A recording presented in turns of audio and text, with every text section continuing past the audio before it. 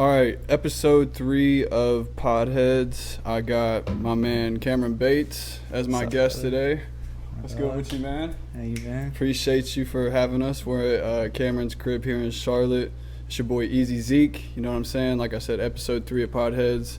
This is going to be a good one. Probably the best production we've had so far because we'll get into it. But my man Cam here, he shoots videos and commercials and stuff like that for a living now. So that's why this episode is going to be so clearly shot and probably the most professional that we've done so far. But hey, we're coming up quick though, you know what I'm saying? I like it. We're still in the any way I can help in any way possible. Hey, he's already showed us a lot, obviously, with the setting and the camera, so we're off to a good start. But yeah, me and Bates have known each other for about, I don't know, we knew each other in middle school, but I remember we had a class in the sixth grade, bro. I know we had a class or two together in high school, but we always knew each other. I ended up moving in high school though, but we knew each other before that. That's what I'm saying. Yeah, because that was different. Because you came to middle school for a while, but then you end up leaving for a few years and came back.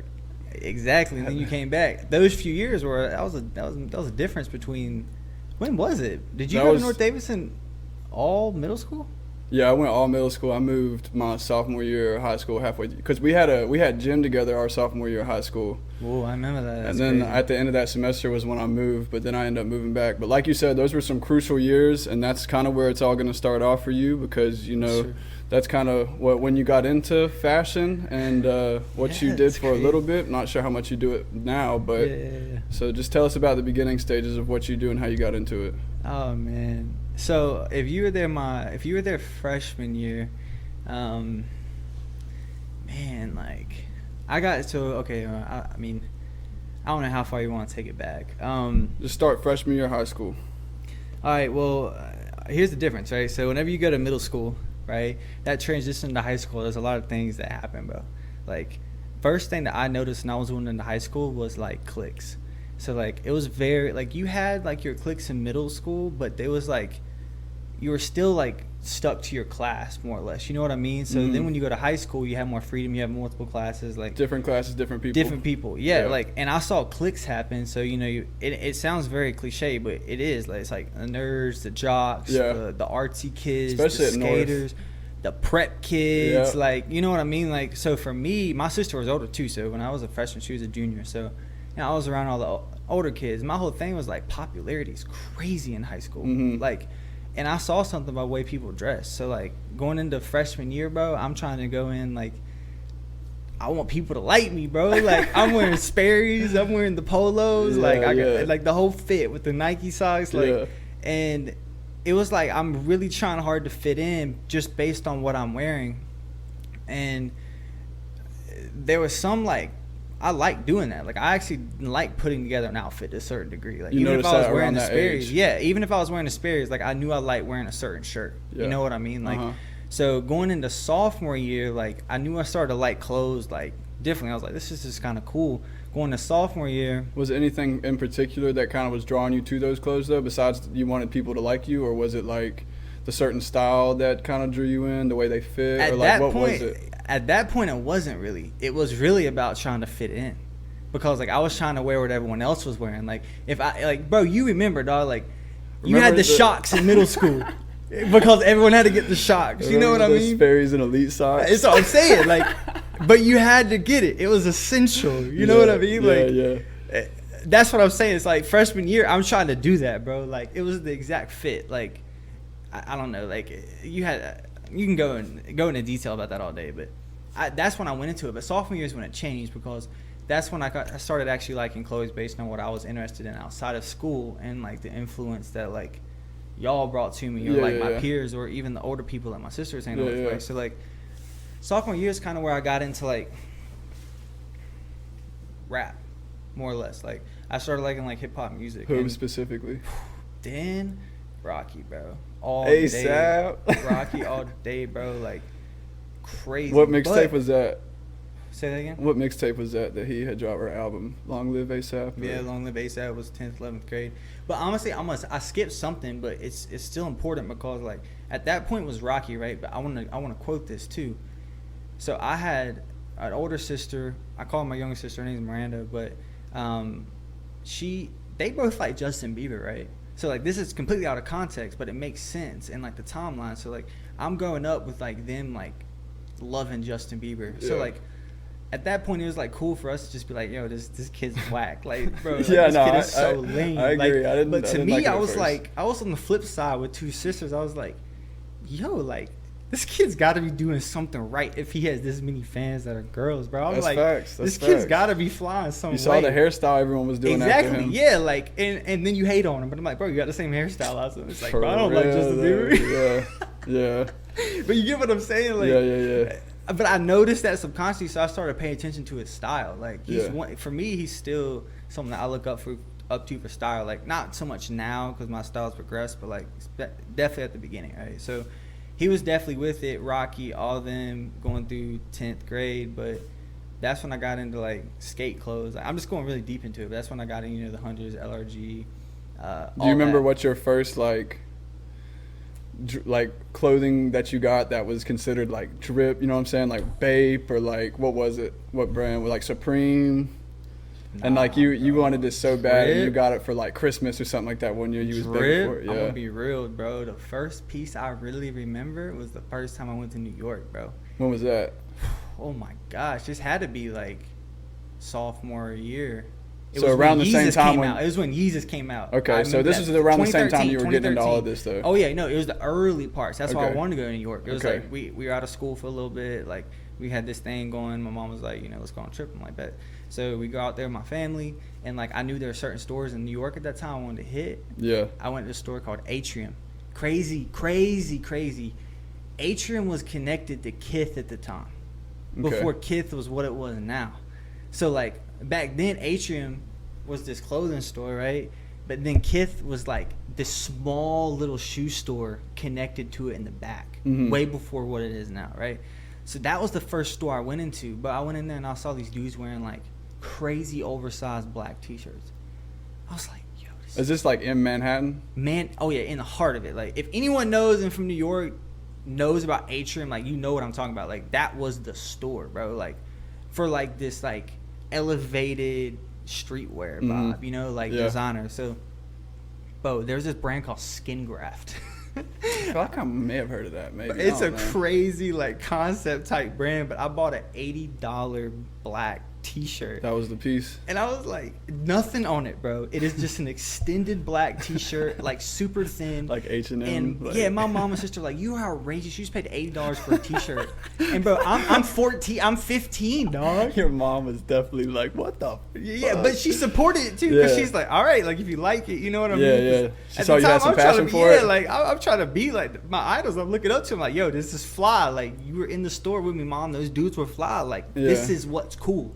I'll bring that back to North. You know what I mean? Like, and welcome, like, I'm in it in New York. So, like, that was the first piece, bro. Like, and do you think that piece kind of specifically made you want to start creating your own stuff? Or do you think it was just that whole wave of, like, ASAP, Justin Bieber, your inspiration kind of giving you that motivation to start the creative process? I'm going to be 100% with you, bro.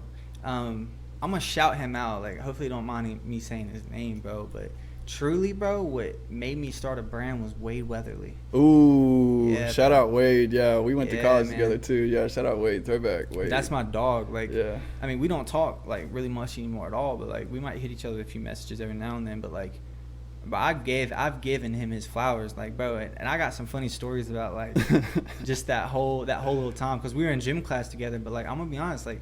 In that period where I like skate clothes, Wade was the flyest dude in all school, bro. Ooh, he did have that skate drip for sure. Bro, no one was even touching him, bro, when it came to the style. But like I saw he actually cared about it. I was like, bro, like this is dope. Like, bro, and most people think like, if you're a dude you like clothes, you're gay. It's like, nah, like, bro, I look at Wade, I'm like, yo, this is kind of fly. Like, he's actually getting dressed and it's hard. Like, and I was like, dang, that's so. When I got in class, he was older when we had the same PE class, like.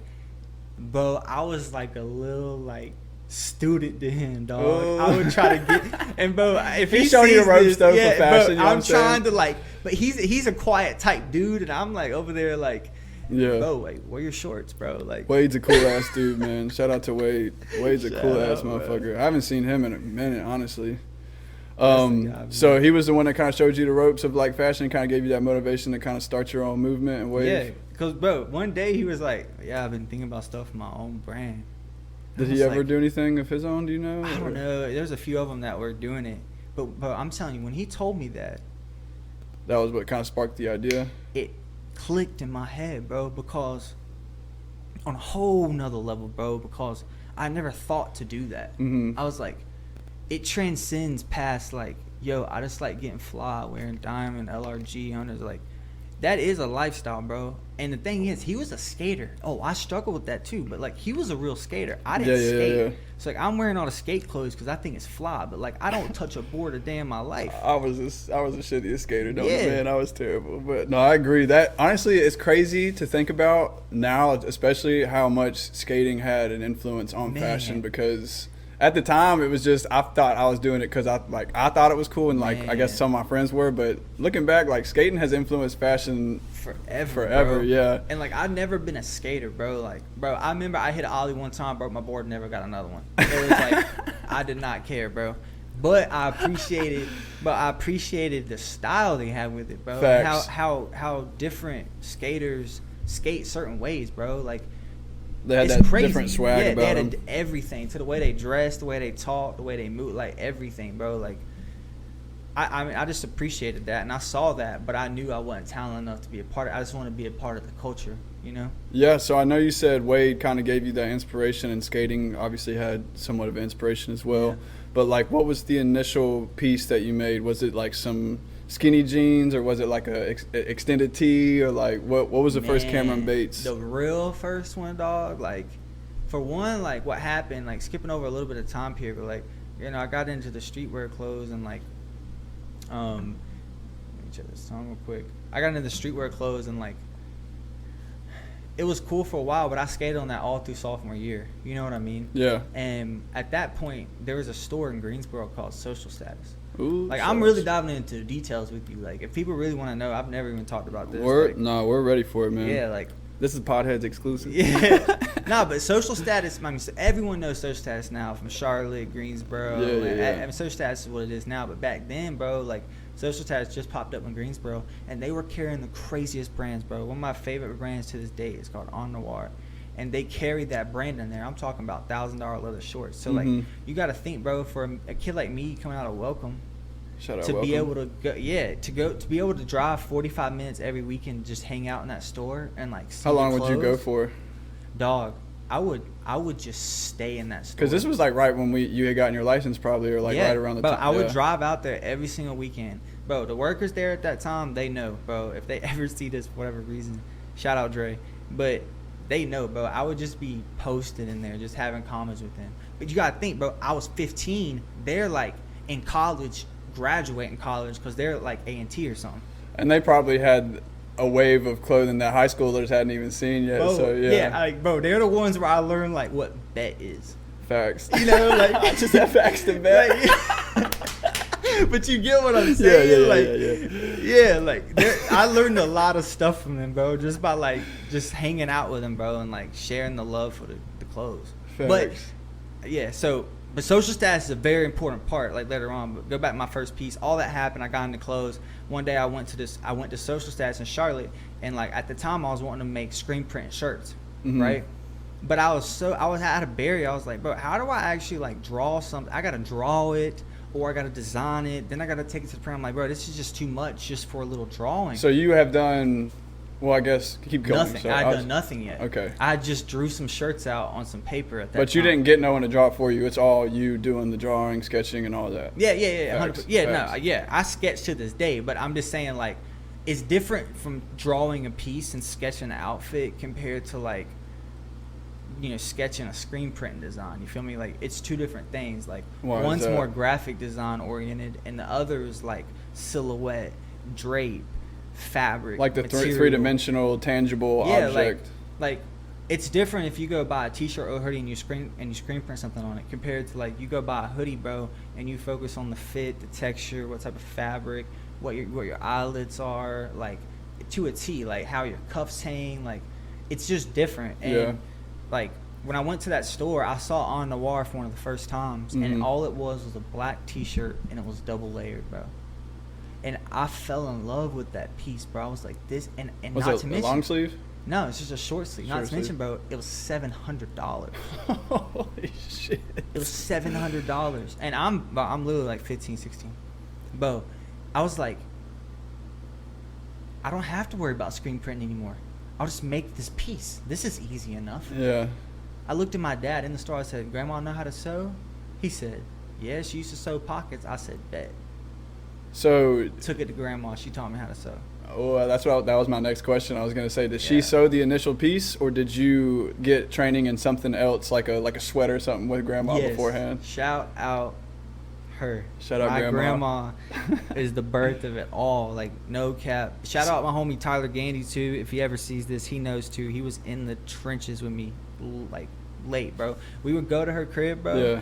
Bro, she taught me how to sew. The first piece, but I went and bought a zebra bandana and a gray shirt from a discount store, and I sewed a zebra print pocket on it. That is fire. But get this, bro. I was so proud of it. I was like, Grandma, we killed it. We killed it. I know I didn't even touch the piece, but I was, bro, don't get me wrong, bro. I was standing over her shoulder. You feel me? Like, Yeah. she made it, but, bro, I was dang near helping her sew it. You know, like, Yeah. You was part of the process. yeah, bro, the first day I wore that t-shirt, bro, to school.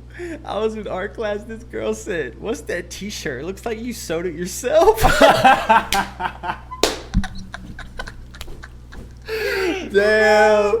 That was like gut wrenching, bro. To Damn. this day, I never said I sewed it, bro. To this day, I was like, dang, it's that bad? I don't know, bro. This brand's trash. Yo, that is the greatest shit I've ever heard. That is so funny. I don't know who it was. Whatever girl was in the art class at the time, she knows, like, bro, that was Damn. hilarious. If we ever found out who that was, oh, that would be gold. I That can't is remember who all hilarious. was in that class. Who was the art teacher? Miss James by chance? McCord? No. No, I don't know. No, Miss James. I think that was it. Yeah. James. Facts, yeah, I had her for a little bit, but damn, so she literally was like, it looked like you sewed that yourself. And you were like, Nah. Nah. I didn't sew that. Because I was worried about what people would think about me sewing a zebra print. I'm like, damn, like, just because I already care about clothes a little bit, I'm already picked on, like, damn, I'm starting to sew clothes. I can't imagine what I'm about to be. Exactly. Like, but I'm saying that's real. But, like, bro, like, when you really look at it from me and my perspective, like, that's crazy to me. Because, like, at that time, like, I was the outcast for liking the drip. Oh, you were. I ain't gonna hold Yeah. you. I ain't gonna say it was like a bad outcast, but it definitely was like, if you weren't into that kind of, it was like if you weren't into the fashion, then like that was your clique. Like you said, it was cliquey. You know what I'm saying? And like, No one was really in my clique. nah. I'm not You're the even first gonna- person I remember besides Yeah. Wade, obviously, that was like But, into fashion yeah, for sure. Wade was in the streetwear stuff. He was never into high-end fashion. I went from Polo one year, LRG the next, to the next year, Balmain. Like, the craziest Acne, learning about the craziest brands. This is that Wade 10th, never got 11th into grade that. still? Yeah, that was 11th grade. 11th Bro, grade. 11th grade, my first day of school, I wore Hood by Air with an extended leather t-shirt that I sewed with my grandma with some wax denims and some gourmet duck boots. Did you get some love for that T-shirt? Bro, no. Everyone said I was crazy for wearing that, and like, bro, to this is day, like, I remember great. one of the baseball coaches. I wore that shirt one day. That was the first shirt me and my grandma made. I was like, oh nah, this is it. Like, it was it. I remade the On Noir shirt to the T, but I added a leather panel at the bottom, and the way it hung, the way it fit, it was it, bro. And I wore that. Like, I had the baseball coaches like saying crazy stuff, saying I'm wearing an apron, all this, bro. Like, it was crazy. Damn. So you was really getting hate, and then you turned that shit into like Yeah, because I didn't care. I was Yeah. like, you just don't get it, bro. that motherfucker. Like, yeah, exactly. You just like, you don't If you don't, understand. yeah, Like, that's but my lit. thing was like, Shout out to you like, for that. to That's get lit. deep with it. Like, I understood how popularity worked. Mhm. So like, I was like, but what I was attracted to was what Rocky was doing. Was And you, what- like you said, you had those older with dudes them. that you was going to social status with. Exactly. Like, Yeah. I was really influenced by them. I thought that was what was cool. Facts. So when I started doing it, it was so, like, truthfully, bro, it was so new to like our area and our town. Like, really, bro, no one, like, honestly, like, to be real serious, like, other than Wade was on the fashion, but he wasn't on the fashion how I started on it. Like, Yeah. you know what I mean? Like, it was the streetwear fashion. That's not to knock in any way. Yeah, Like, yeah, that's no. that's like, he's the reason for it Yeah, all. yeah, Like, yeah. he was the catapult for it all. Like, and yeah, like, I don't know if that makes sense. No, yeah, it did. Hell yeah. That's crazy, though. I didn't realize your first shirt, someone was really like, it looks like you sewed it yourself, and you were just like, denied it to this day. That's I lit. denied it, bro. That's lit. That's lit. But Let me check the camera real quick. All right, just facts. because. We're going to pause it This real is quick. fire. This is fire, bro. All right, we should be good. All right, we had to take a little break, make sure the camera was good, but we back. So we left Banks off. is in the shot now. What's up, bro? Hey, shout out Banks. He's chilling. Where we left off, you were just getting into it? So, like, that was my first shirt I sewed. Like, it was complete denied, right? Like, Was the second one the first day of junior year? That was that your second piece, or did you sew in between that? Like, yeah, that was probably one of the first few pieces I did. Yeah. Okay. Yeah. Like When did that you start shirt specifically. Did you do any pants before that, or was it only shirts? Nah. I'll tell you about the first pair of pants I made. Crazy experience, but crazy, bro. Like crazy. It's a story in itself. But like, yeah. So I made this long black T-shirt with it, but then one day, like, I made this gray hoodie, bro, and it had leather sleeves with zippers on it. Zippers at the time on the sides and the cuffs at that time. They like went up through the cuff. They went up through the cuff and on the sides. Like it was it. How high up on the side? Like a little bit above halfway. Like to be exact, they were 9-inch zippers. Did that just make a noise? Nah, that was probably my computer. Oh, facts. What was I about to say? Is this Bates? Cameron Bates? Nah, that's what's crazy is I'm not wearing any of my clothes right now in this podcast. I am. This is Cameron That's Bates. crazy. I haven't mentioned it yet, but yeah, I'm wearing this. This is one of my favorite hoodies, but yeah. Yeah, not wearing any of my clothes. So, right now. get back. You were sorry. I feel like I kind of cut you off. No, you're good. You were in the t-shirts and then first pair of pants. Nah, yeah. So I made that hoodie one time. Oh, the hoodie. That's right, the hoodie. It was a dark gray. Like, I'm just being specific. That's just how I am. Like, dark gray hoodie had the zips and everything. Mm-hmm. Like, and I remember I wore that, and people were like, "Yo, what hoodie's that?" And I knew it was hard. That's when you kind of realized. I was like, "Yo, I made this." Yeah. And I remember specifically, one of my dogs in my math class. She's like, "Yo, that's hard." And I was like, "Okay." How long did it take you to make the hoodie? Oh man, me and my because I feel like grandma were in that compared to a lab, t-shirt's bro. probably like, I mean, it depends on what you do to it. Me and my but grandma were in the lab, but this was the thing. But she on was that still hoodie, helping you? Yeah, but get this though, on that hoodie, right? This Mhm. is what's crazy. This is how my experience was starting, right? On that hoodie, like, I wanted leather sleeves, but I couldn't afford real leather. Mm-hmm. Like, it's hundreds of dollars for a skin, bro, and I couldn't afford it. Nor did we have the equipment to be able to sew leather, right? Like real leather, like in that way. You need different equipment for that? Yeah, nor do we even know how. Oh yeah, bro, Facts. it goes deep into it. But like, so what I did, I was like, how can I get leather? I went to Goodwill and I bought every leather jacket I could, and I unstitched the whole jacket, and I found a jacket that had sleeves that fit me perfectly. Holy shit. Perfectly, bro. That man, I would have never thought of something to do like that. I'm telling you, it was the grace of God. Like, it just worked out, and like that's why Tyler. That's using your resources that you can afford and stuff. Like, and what's I only around you. spent That's so like lit. $15 on that jacket, but I got, and bro, the thing is the softest leather. Like, that's why I was saying shout out Tyler, because bro, that's when we were in the trenches. Like, bro, we would go in there on Fridays, Saturdays, bro, and we would just be unseamed leather jackets, bro, for hours. And that's the thing with like Goodwill though too, is like a lot of their clothes, they may have a messed up like body on it or a messed up sleeve. Yeah. Really, you just need kind of that one little part of it. Exactly. I just need that one and it's piece cheap of that too. jacket. Cheap, and it's real. Was it was Goodwill real the main? leather. Say that again? Was Goodwill the main like source of all these? Nah, or? that was it. That was the only time. I mean, really, truthfully, that was the only time I used it was when I first starting out. Okay. Because I wanted to get to the point where I was actually making for the that real sleeve. leather. Yeah, like I wanted to actually buy the leather and actually make that sleeve myself. That was like a test kind of. Yeah, but it worked, and like I was proud of it, you know, because I knew, like, I pieced it together. We made a sleeve, like it was fire. Like, you still have that piece to this day. You still have the very first shirt. To this no, the very first shirt. My little sister Miranda, she bought it. Okay, at least someone that you know has it though. Yo, what's crazy is one time, completely off topic, I made a T-shirt for her, first women's piece I ever did. Bro, it was popping back then. No one was really on it. You know who liked it back then? On Instagram, I had like 60 likes, bro. I can't wait till we get into who you have sold to too. So, Mike Amiri. Ooh. Mike Amiri liked that picture back in like 2014. Clarify I didn't know for who the he people. was. Clarify. Amiri, Google him. Google him. Google him. If you do not know Amiri, just Google him, or someone that you've seen on Instagram is wearing Amiri. Like, Amiri's it. But I didn't know at that time. But that's just a crazy. And like, he liked your Instagram picture? He somehow found my Instagram page and liked that specific. How many followers do you think you had at that time?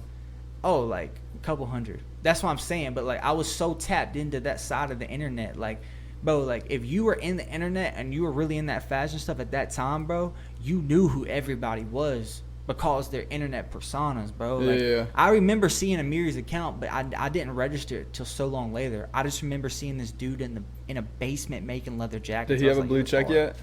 No, bro. Amiri, I think, bro, he had like 7,000 followers. I don't know, bro. Like he was not, probably more than that, but he was not known, bro. Like this is 2014, bro. Like old time, long time ago. That is crazy. So. Side story, yeah. What was the first piece you sold then?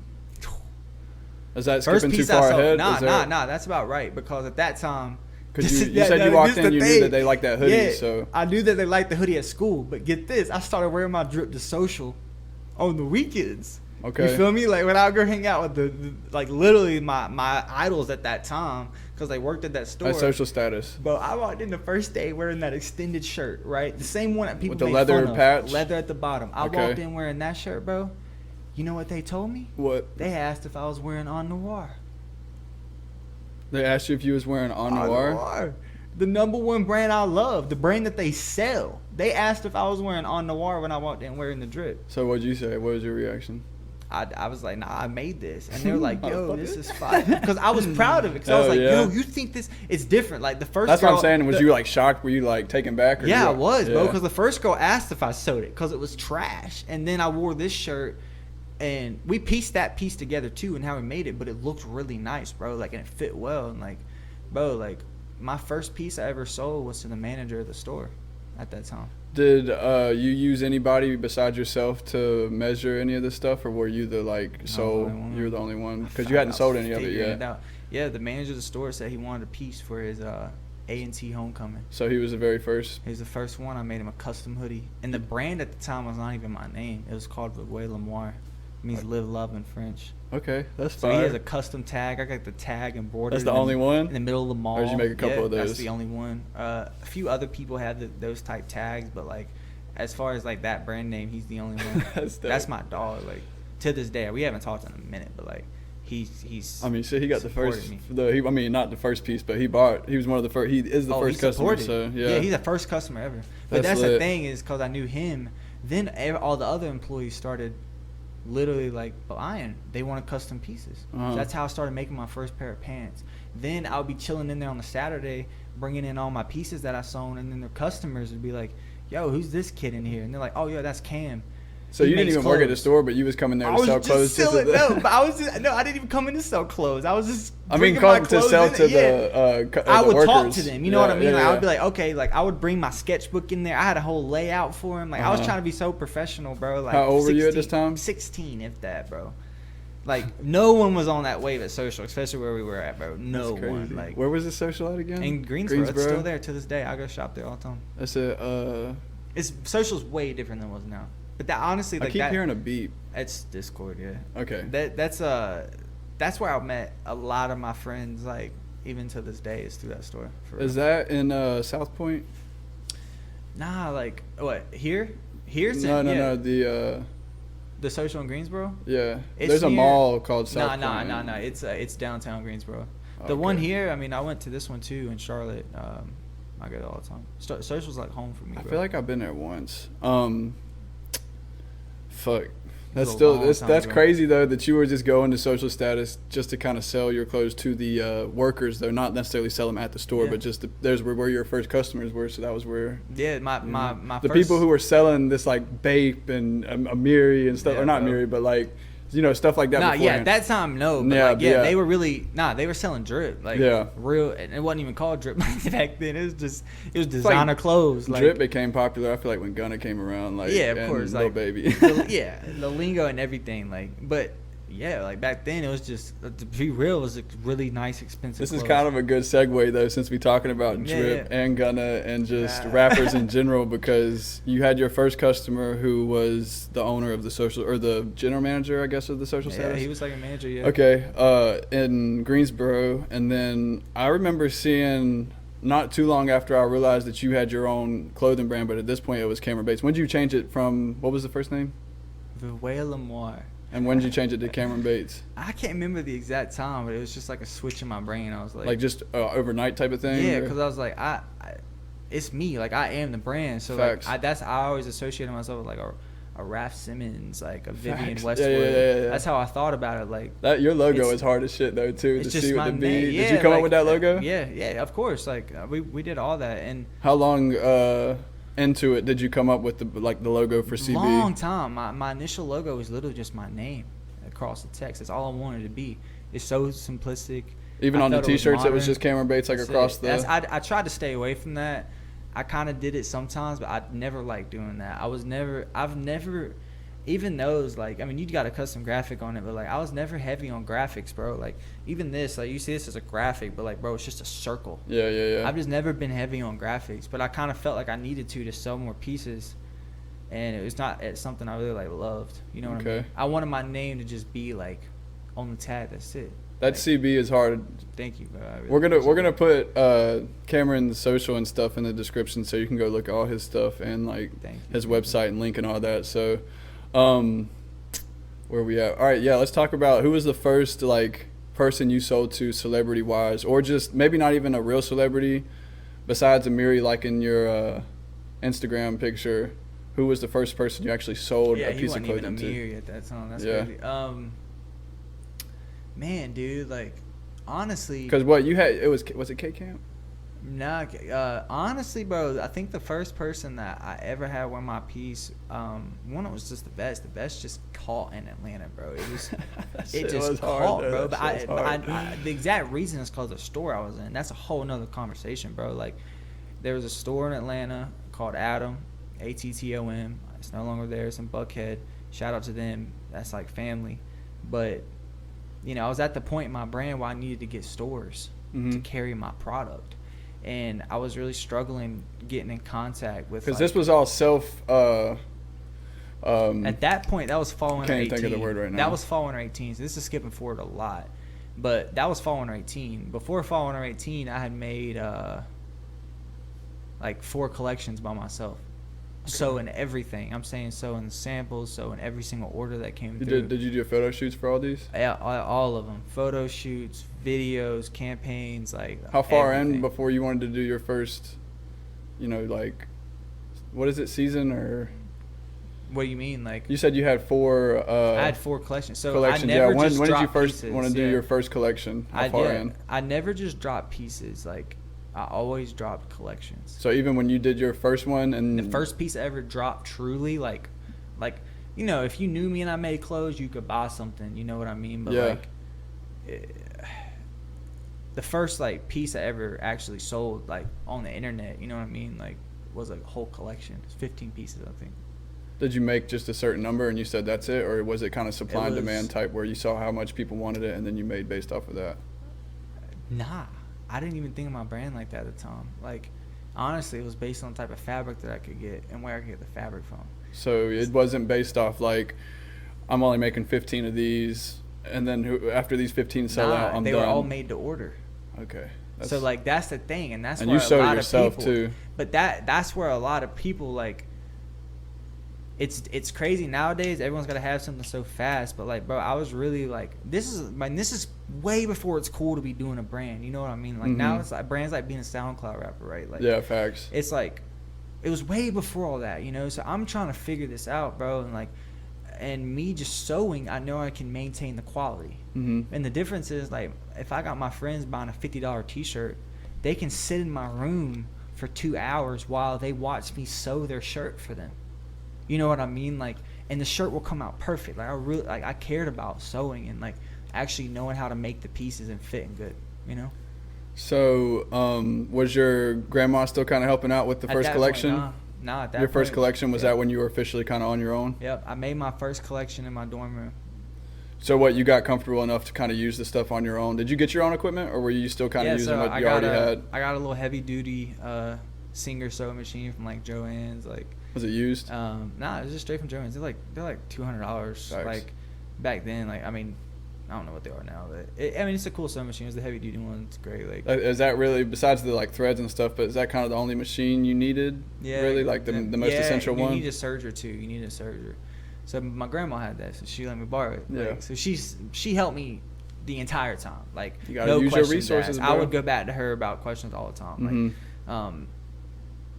Like she's my ride or die when it comes to that. But yeah, like I don't know. Like I moved in. I went to UNCG for a little bit, and I was studying like fashion merchandising. Like this just ain't it. I'm not learning how to make clothes. How many collections had you done at this point? None, because we had this just is before graduated. the first one. Yeah, because okay. I was making clothes all throughout high school, but I slowed down senior year because I was just trying to be just the cool crowd. Like I slowed down on the clothes. Like, facts. But that whole time I was just sewing. Mm-hmm. That's what no one knew. Like I wasn't wearing. I was just trying to be cool and fit in, but I was just learning how to sew. Were you just like perfecting that craft kind of? Yeah, alone, bro. I swear to God, like alone every day in my room. That's what I did. I fell in love with it, bro. Mm-hmm. Like it's like training to be anything, bro. Like you gotta practice your craft. Yeah, and like, bro, it's so much easier when you like love your craft. Like it's not like it's just different. You are. I can't say that. You are one of the first people that I like. You could tell you loved what you love. Like I remember before I did move, when we had like gym class or something like that. I think we had lunch together too. But you were always hyped because we would be at the lunch table and you'd be like, "Ooh, I got this like T-shirt coming in today." And I remember what fucking brand was it? Like Diamond Co. or whatever. Diamond Supply. That's what it was. Yeah, I just remember that. And like, I really wasn't into clothes that much at the time. I was into the Elite Stocks and Sperry's and polos and shit. But no, I can't say that. Cameron definitely seemed like he knew his passion at a very early age. Like I didn't know what I wanted to do, and I still really don't know what the fuck I want to do. I'm just out here just doing shit, trying it all. But you definitely seemed like you had some sort of, you know, passion in fashion and stuff like that. Passion in fashion. I know. I always hated that, bro. I was like, man, my passion was fashion. If I ain't gonna lie, there's certain rap songs that say, "How about the women passions my fashion?" I'm like, I know that. Like, yeah. Get it tatted. That's funny. So you said you didn't start your first collection until you got into college. Yeah, so I switched colleges my freshman year. Because didn't you go to Western Carolina? I went to Western Carolina because the girl I was dating at the time was there. But Western Carolina was really, like, I really, like, don't talk high of that place now. But it was a really interesting place at that time. Honestly, it's like, I think it's exactly where I needed to be. Like, it was really quiet. Not where much you going wanted to be, on. though? I think it was where I needed to be at that time, because I just needed to be, like, even more so, like, Western Carolina was a place that did not care about fashion, like, at all.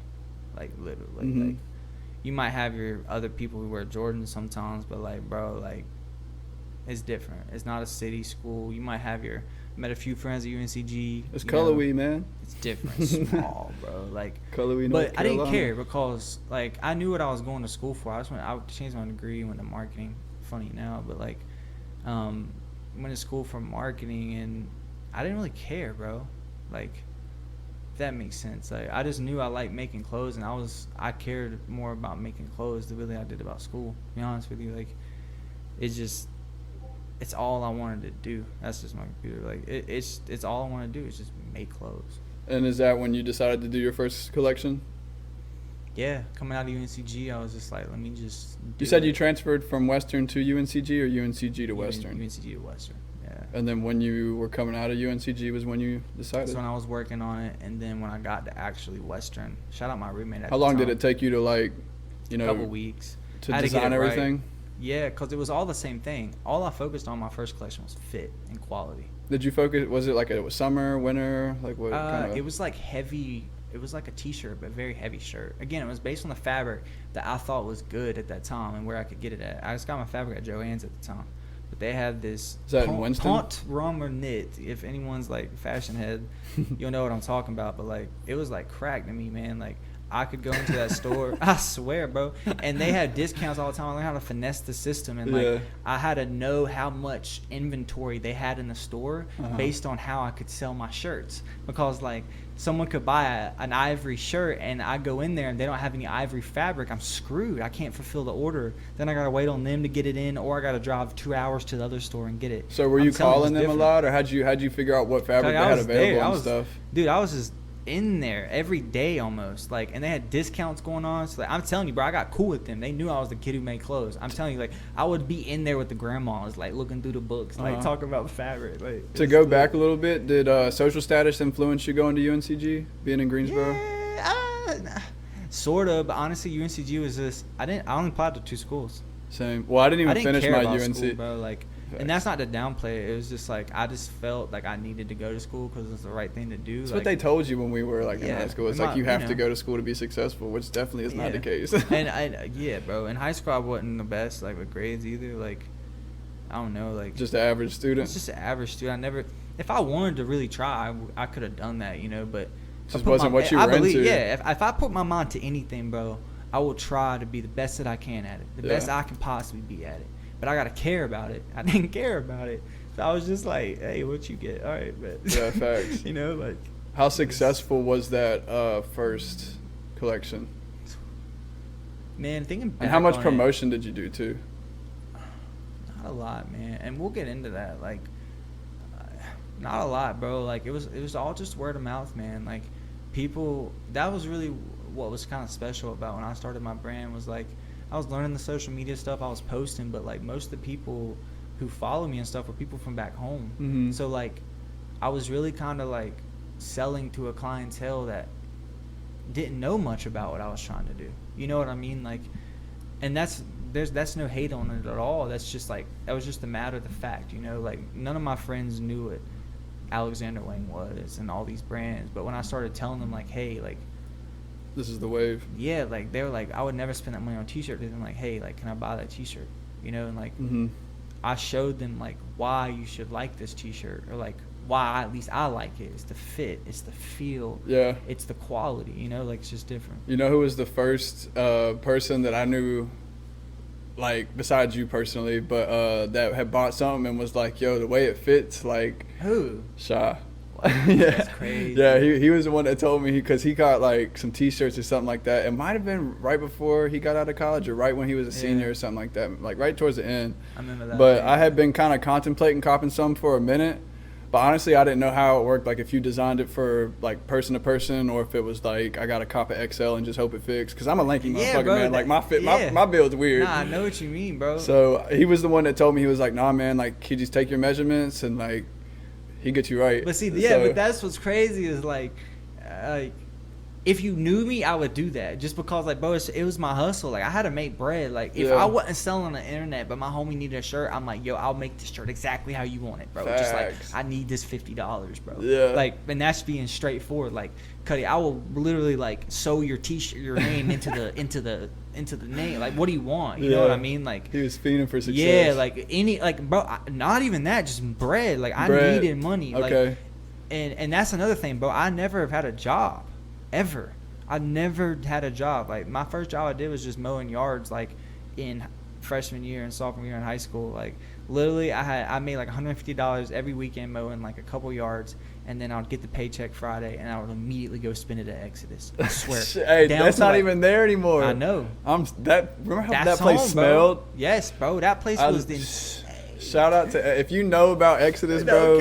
It's the story. That's some 336 shit for real. That was that shit. They had dunks before I knew dunks were the shit. Like, yeah, they had everything. Yeah. Oh man, Exodus. But you didn't know the value of it if you didn't know. Nah. Like, well, that was when I was like into skating. That was the only reason I knew about it. Because I really, like I said, I wasn't into fashion per se, the skating fashion, because of fashion. I was into it because all my skater friends were wearing this shit, so I thought I should be wearing it. You know, I didn't realize, like you said, I didn't realize the value of it at the time. But looking back, like Exodus had that drip. Bro, they did. Oh, they smelled so I remember getting shoes from there too, and just wanting to smell the box, and like I didn't want to wash the shirt for a little bit. That's kind of gross to think about now, but just because it had that smell of Exodus, bro, that was just so good, man. Okay. That's so crazy. That's a core memory right there. I can't even. Man, I love Exodus. I wish they were still around. I know. But best store ever. Shout out them. Damn. So let me check the. All right. Good pausing point. Oh shit. It's all good. Yeah, stop. It's another conversation, man. You could go on and on, bro. For real. You still got audio in your headphones? Yes, sir. Tilt your mic up just a tad. There? Yeah. good. It's just not like 100%. But you let me. I can tell it like that, huh? Yeah, Grab the. Yeah, that works. Yeah, it does. Just grab the where the cord's connecting to the mic at. Here. Yeah, and just like push it up. Yeah, there you go. Get that. Yeah, buzz, I heard get that a that little buzz bit. out of there. You gotta once you get it to stop, it'll stop, but you can't touch it after that. That's the thing about it. All right.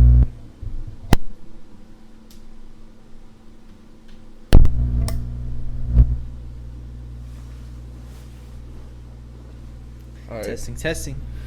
All right. I think we're good. So we're back in action. we left off at the beginning of your first collection. You said that you were getting from, what was the name of the place? Fabric. Yeah, the Fabric. Joann's. If you know it, like Joann's is like a Target for fabric.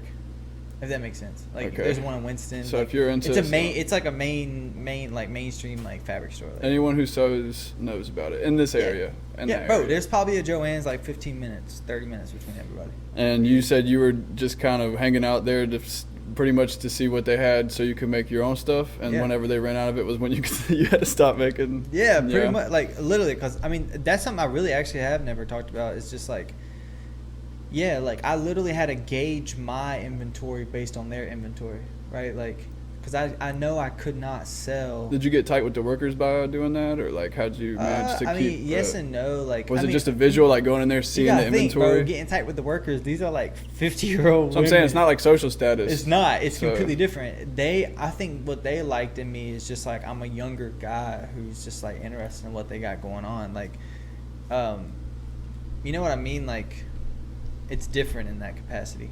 Like, they probably don't get a lot of younger dudes just coming in there and like I'm just having a normal conversation with them. You know what I mean? And not to mention my grandma was like cool with a lot of them because she shops there. So it's like. But it wasn't like my grandma's grandson. They didn't ask you like, yo, you're in here quite a bit. And oh you're like yeah, 100%. I'm like, yeah, like I make clothes, and they're like, oh, and I'm like showing pictures, and like eventually they just like. So that was your way in. That was your way in, right there. Yeah, like I got cool. And I mean, if everyone knows how Joanne, like, bro, yeah, there's a whole system. Like, there's a lot of stories like that. Like, you know, you gotta wait in line. Like, I'd be straight, you know, chilling. They know I would wait, you know, because they know I could be in there. Is that where 100% of like your material came from, or like 100,000%? First collection was. That's what I'm saying is it was all made out of the same material. I only made tops, so I made a T-shirt. Well, outside of my hoodies, so I made hoodies, tees, tanks, and long sleeves. And the long sleeves, the tanks, and the tees were all the same material, but I just gave different colorways for them. So it was like a cream, a white, an ivory, and a camel colorway. And like that just allowed quantity, right? And then you just want to get different colors. But then my hoodies I sourced from somewhere else that I just found on the internet. But my main thing was like I wanted really good fabric for my shirts, and like Joanne's had this fabric, like, you know, I mean, it's one of those things you wash a shirt 20-30 times, the fabric changes. Like this fabric definitely did that, but I'm telling you, man, like when you got these shirts and like those first couple wears, like if you really took care of the shirt, it would hold up. I'm not saying that by any means, but like it's hand sewn, like, and if you really took care of that shirt, it is crisp. Like that fabric is beautiful, man. Like I just fell in love with it, and it was the only place I could get it. And how many pieces did you say you made in that first collection? Like 3 or 4? No. That first collection. Let me mute that, dude. Oh. Now a word from our sponsors. We don't have any sponsors yet, but maybe one day we'll be able to fill that slot. 100%, bro. That will definitely happen. Well, I forgot what I just asked. Where were we at? Sorry, I had to mute someone on my computer.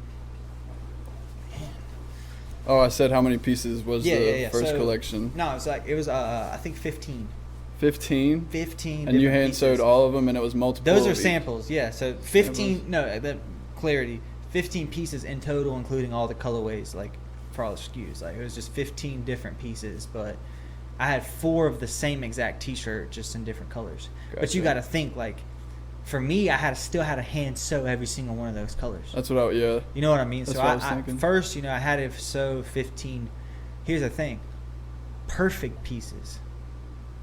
Because I had to take photos of them. So, like, it took me, that's what I'm saying, like, it took me a few years to get to the point where I could actually sew a piece that I was confident in truly selling without my grandma.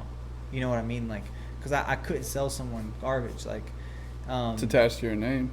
So yeah, like, exactly. you know what I'm saying? Like, Yeah, and like, at you don't the want time, that to be the like. thing is, like, I mean, there's a few people that got certain T-shirts from me. One is my dog. Like, he bought these 3 T-shirts from me a long time ago. Gandhi? No. Shout out Todd, but yeah, I mean, he bought these shirts. They're still great quality, but he bought them just because, and he just kept them. He never even wore them. Like, he just kept them. Like, he literally kept a lot of my pieces because me and him just share that same love for clothes. But like, the quality was good, but it wasn't like what it got to. Yeah. You know what I mean? Like, and yeah, it was different, bro. Like, I really cared about sewing a good quality shirt. Like, literally, that's all I cared about. So, how long was that first collection kind of available for? Like, was there a link? You just said, did you have a like link to a website? Oh or? yeah, I built a whole website. Okay. But I'm telling you, you can go so deep in all this, like, because I really like when I'm talking about this stuff there. I think about a lot of other people, so I know no one's path is the same, but like, I know what I went through was like real struggles that I know probably a lot of other people face along that same journey, right? Like, so how the website and like the imagery for the brand, like, it was different, right? Like, I knew how to sew a good piece of clothing, but I also needed to create like good quality content to promote the clothing. Yeah, like, that's a whole thing. It's a that's whole like you don't even thing consider itself, in the bro. beginning. Yeah, it's a whole nother thing. But with the high-end fashion that I was into, right, I was still sewing a T-shirt, but I still considered like high-end fashion. One, because I sewed it, I know how to sew, and the quality material, whatever it be. I knew I had to present good imagery. So at that same time, there's a kid in my dorm. Shout out Mitch. This is my brother. Like, in this creativity world and like everything we've done. Was this at UNCG or? This is at Western. Western. Like, Oh yeah, because you said that was when you did your season 1. Okay. That's my dog. Like, we literally grinded this out. Like, it's insane how much time we're putting together. But I met him in my dorm, and at the time he was taking photos of like cars, like lowriders and stuff like that, like the stance world. Like, he was heavy into that. But I saw his talent. Like, I knew he was a good photographer, and by just his image he showed me. So I was like, bro, like, can you shoot clothes? And you know, you got to think, like, I'm still, like, I know I love clothes. I'm new to it. He wasn't really heavy into it. So me and him are both like really new coming into like this creative relationship, right? So it allowed a lot of room for growth together between me and him. He was the same age? Yeah, we were same. Yeah. Like, this is my dog. Like, I mean, it's college. You never know. I met him in the dorm. Like, he literally lived in my dorm building. Facts. That's where I met him at. He was on the other side. But then after that, we started becoming roommates. Was this like sophomore year of college? You said? I met him freshman year. Sophomore year, we moved in together. Like, yeah, and then junior year we moved out to an apartment. But not to mention, I want to say this too. Like, my freshman year when I was sewing in the dorm, bro, I had a roommate who was like this heavy redneck guy. Heavy. So like, bro, he would come back from class and I had fabric laid across the whole dorm room. I'm cutting up. Bro, not to mention, I would be sewing in the dorm room while he's trying to sleep. Damn, and that shit's, I don't even know how it sounds. Yeah, it's loud, bro. All right. And like, I just want to shout out that person and him, like, cause like, he allowed that to happen. You feel me? So like, you got, like, I was living in it. Like, I mean, that was, I mean, you got to grind where you're at, especially because you didn't have that's another thing we got to get into is the warehouse too that you. Oh man, but I can't wait. So many things. If that hasn't came up yet, we can go for as long, bro, and you pick out like, cause this is it's long, bro. It's almost we're good. 10 years, we're good. Bro. This is going to be the most in depth one, but that's straight. So that was the end of the. Did you have a name for the first collection? Yeah, my first collection was under my name, Cameron Bates, 100%. But like, it didn't have like for like season 1 anything like that. It was just Cameron Bates collection 1. So at that time it was collection 1. I wasn't operating by seasons. Okay. And that's kind of how I did. So I kind of want to do like a fall, winter, spring, summer. Like I really tried to imitate the high-end fashion schedule like as much as I could. Like, although I knew I wasn't in that world, I still tried to want to like play in it. You know what I mean? And like feel like I'm a part of it. Cause you just got. I mean, bro, you just gotta think like I was in Colowee and sewing clothes in my dorm room, bro, and like I'm not laughing at you. I'm out of Gatorade. Nah, I mean, I get it. But I don't know. Like, it's just I don't know. It was different in that aspect of like not being surrounded by any inspiration. You know what I mean? Like, so tapped in and focused. Like, it's like the only, bro, I became obsessed with it. Mm-hmm. You know, like, how to learn how to build a brand, do a collection, first collections.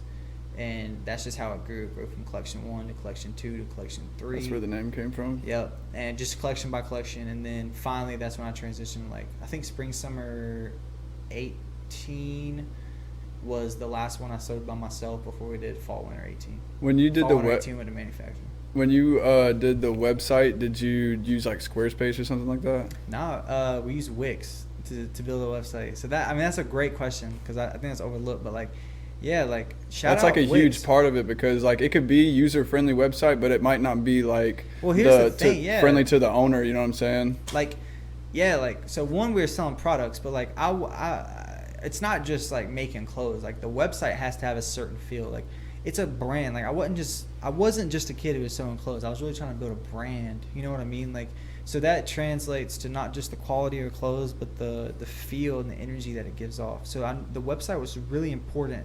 That like I translated it how I want to, just really clean and like a modern feel. You know what I mean? Like, and that shout out Wix because those websites are really cool. If you really take the time to build a really custom website, you can use their assets to make it feel completely for anything custom. Though. It doesn't have to be fashion or it can be anything. Literally, like just a brand. Yeah, literally, like anything. Just to have a website, whether you're selling stuff, whether it's a landing page, like. That's the cool thing. If you really take the time and effort and you kind of have that eye to build that website, they're kind of limitless. Like, it was good for what I needed at that time. You know what I mean? Websites change, obviously, but like it's perfect landing. Did you do all of that at the same time as far as like the website design, the clothing design, the advertising? Did you kind of finish the design, then advertise, then worry about the website before it dropped, or what was the timeline for that? Yeah, I think doing collection 1, I think near the end of it, we started building the website. And I remember finishing the website. I mean, it was sick. Like, it was just something I was constantly doing. Like I was in class building the website. You said you were obsessed with it. So bro, like when I say obsessed, bro, like overly obsessed, man. Like, it's all I thought about. It's all I wanted to do. It's what I enjoyed. Mm-hmm. Like, I felt like I was a part of a world that I wasn't in. So, like, I just consumed myself in it to try to be a part of it. Were you did you feel like, what was it, collection 1 was successful? I do. Like, I mean, what's your gauge on success? You know what I mean? Like, I mean, that's what I'm asking you. Like, did you feel like for you, or was it more of like I mean, it probably learning. 100%. I feel like the learning is like kind of the success in itself in a way, but like that's kind of that's like a stoner thing to say. Like, learning is it? I mean, yeah, but learning is. Yeah. I mean, bro, like no matter what it is you're facing, like you're gonna be learning something through it. Like, so you were happy with the turnout of it? I was, like, I really was. Like, I probably made like, I don't know, like a couple $1,000s from it, if that. Like, which was good money for me back then. Like, it was straight. But yeah, it kind of just started picking up a little bit near the end of collection 1, going into collection 2. Is that when you realized like, oh, I could do this a collection, or were you already 100%. Thinking when you dropped collection 2? Did you already have all these other collections in mind, or after collection 1 were you like, all right, this one did? I gotta start like I thought it was. 2. Yeah, like that's how honestly, bro. Like I'd never really thought of it like super business oriented at the beginning. It was just like I just want to make collections, like, and put them out. And honestly, so you already knew that you wanted. I didn't really care if they sold a lot. Like, I just loved making clothes, bro. Like, it was literally like. So regardless of how collection 1 went, you were gonna do collection 2. Of course. Okay. Collection 3, collection 4. You already was thinking that far ahead. Bro, yeah. Or were you working on them at the time, or just thinking about it? Yeah, bro. Collection 1 went really well, and by collection 2 is when I got my studio in Colway. There we go. That was my first studio. The first office one. before Welcome. That was my baby, dude. That was it. How big was it? Like 400 square feet, bro. Like, and then you just transferred all your work from your dorm room over to that? Yep, and it became sick because Silva is like 10 minutes out of Colway, and there's a small downtown strip, and I had a 400 square foot shop on Main Street, bro, on the back of Main Street. So like I was in the mix there, but like in the cut too. Mm-hmm. So like it's a mountain town, so they just see a kid, and I'd be having my windows up, my door open. They would just come into my studio while I'm working. Like my homies would be chilling in there. I'm playing Lil Uzi. Like cops would come by, like, yo, what's up? Like, hey, man. And I met a lot of people, like, because they just be y'all turn up the there? street. For sure. It was yeah, a little bit. Were you paying like rent there, Yeah, or like I was. a monthly thing Yeah, to like rent out a spot? 100%. And I was blessed and be able to have a little bit of help with that. Like it wasn't overly expensive. You know what I mean? Like it was very fairly priced. Like most college towns are pretty affordable outside going to the school, but the actual like, and at least the ECU, like it was very. It's kind of like that. Like it's a very poorish town. Like so the rent wasn't bad at all, but I did get a little bit of help in that, and it made it a lot easier. And you know, that's something that I don't take for granted. Yeah. I know some people, you know, coming up like that may not have that opportunity, but you gotta use what you got. Exactly. And you had the opportunity. Yeah, exactly. It's not a right or wrong thing. If I knew I had it, you know, like I want to take advantage and try to use that in the best way possible. That's dope. So you had your own space. How were you like? How did it feel to like go from the dorm, and now you kind of saw it like somewhat going somewhere with the help of a little help, but like different. It was different, bro. I ain't even gonna lie. Like, say you was blasting music. Yeah, it was different. Did you have people like working for you, helping you with this at the time, or you was bro, just it was me, just like, bro, it was just me. And the homies would just come hang out. Yes, whoever.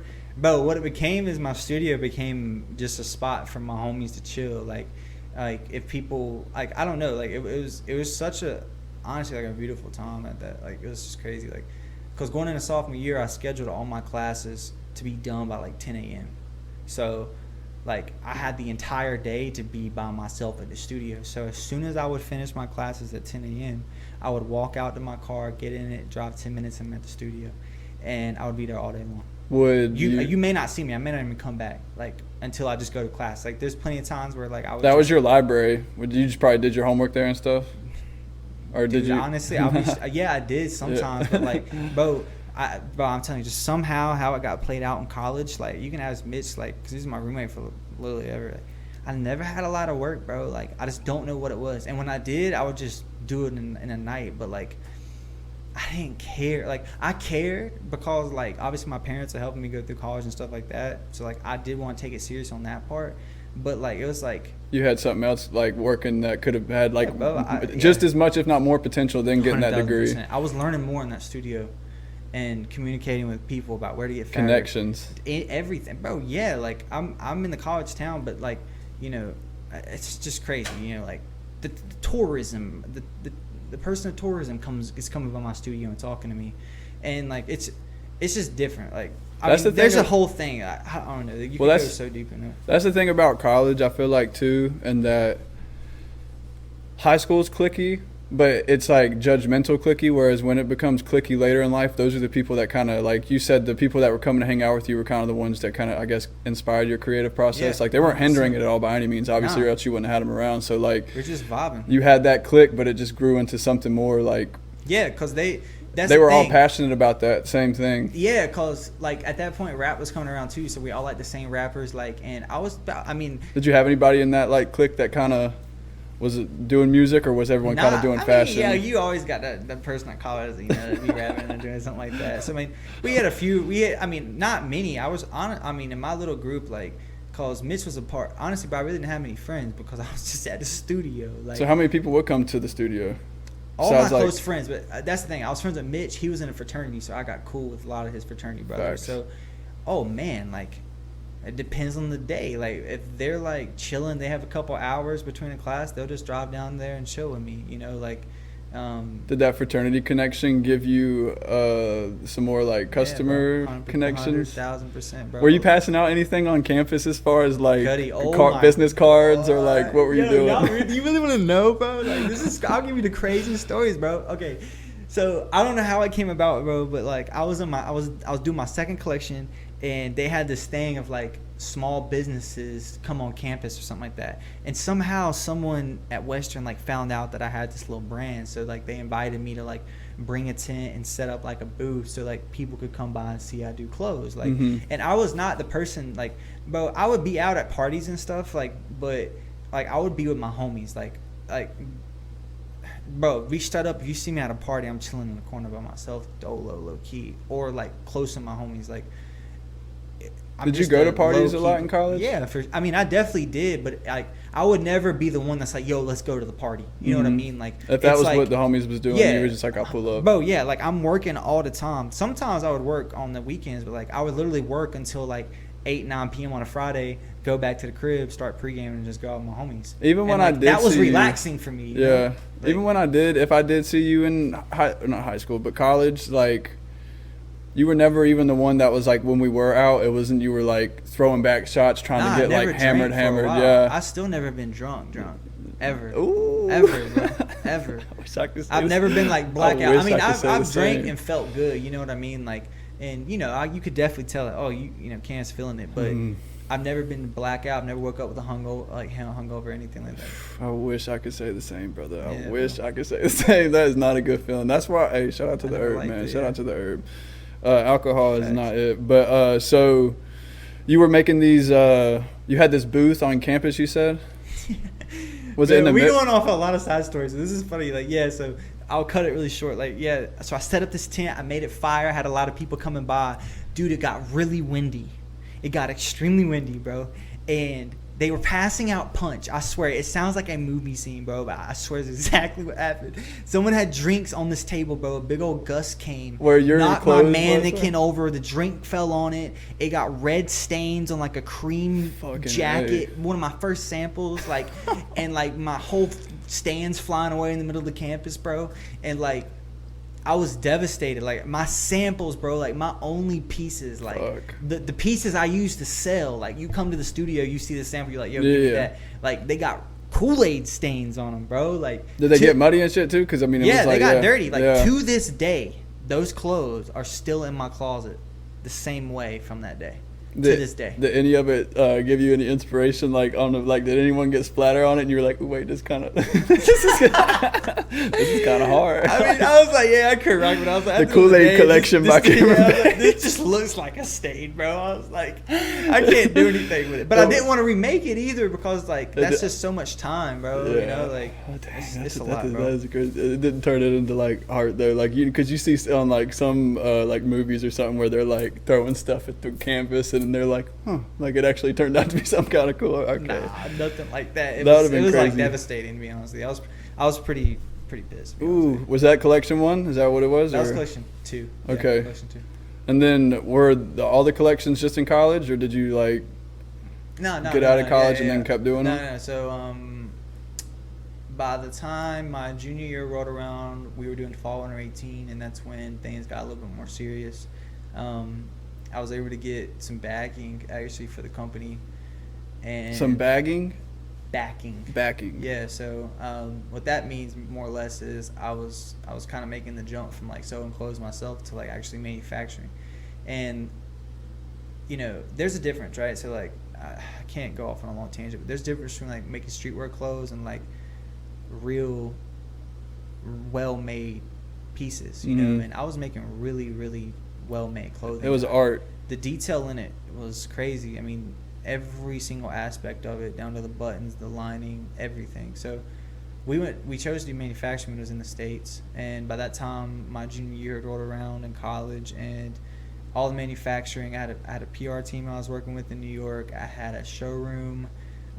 Everything was based in New York. So pretty much like my studio was in Silva, but my company was like, and all my rest of my team was in New York. That's crazy. It's crazy. Because I remember seeing advertisement or something on one of your, I think it's on your Instagram now, from like models and stuff, and the location was in New York City, and I was like, yo, this motherfucker's really up in New York, like straight shooting up. Was this in a magazine or anything? Nah, this was just strictly on. We shot, your website. You use the same website for all the collections, and you just like updated it. Yep, I just continued to update it like every season. And then once the collection was done, it was over with, unless it was like one of your like tight homies maybe. Yep. But Fall 118 was different because I made inventory, right? And oh man, like I could go.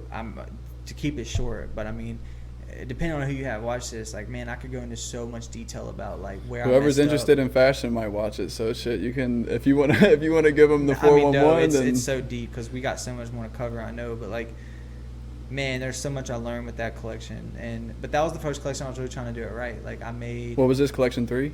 And this is 4. 4. Fall Winter 18 Concrete Nightlife. Man, I could talk to you so much about this. Like, what were you still getting my creative process? Like, did you still have like celebrities that were copping? No, at that point I had no celebrities. Fall Winter 18 is when it happened. Fall Winter 18 was the start of everything. Like, really, so that's when people saw me, like, yo, you're just so close. Like, oh, whoa, what just happened, bro? That's a brand, right there. It just switched. You know, but that was so long in the making that it just looks like it came fast, but like, nah, bro. That's a lot of subconscious planning to make you think. I'm like, I don't want you to think I'm just a kid who's so close. Like, I'm trying to make you think you're getting a brand. You know, like. Fall Winter 18 was the first time we did that. Do you still have that? You still have some of that on your Instagram now, right? Like some of the like pictures of the old stuff. I kept most of that. I haven't posted on Instagram probably.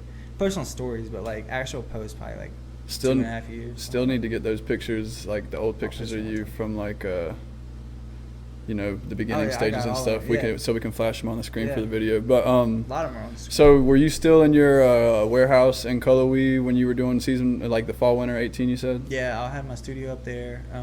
But fast forward, right? So junior year came around. No, wait, you were in New York, you said. Yeah. So hear me out. Like I had my team up there, right? So I was just traveling back and forth when I could. And winter break came around junior year, and at that point we were finishing up the collection, and we had to shoot a campaign for it. And I was working with the PR team, so I mean, this is like real deal. I was in New York for probably about a month,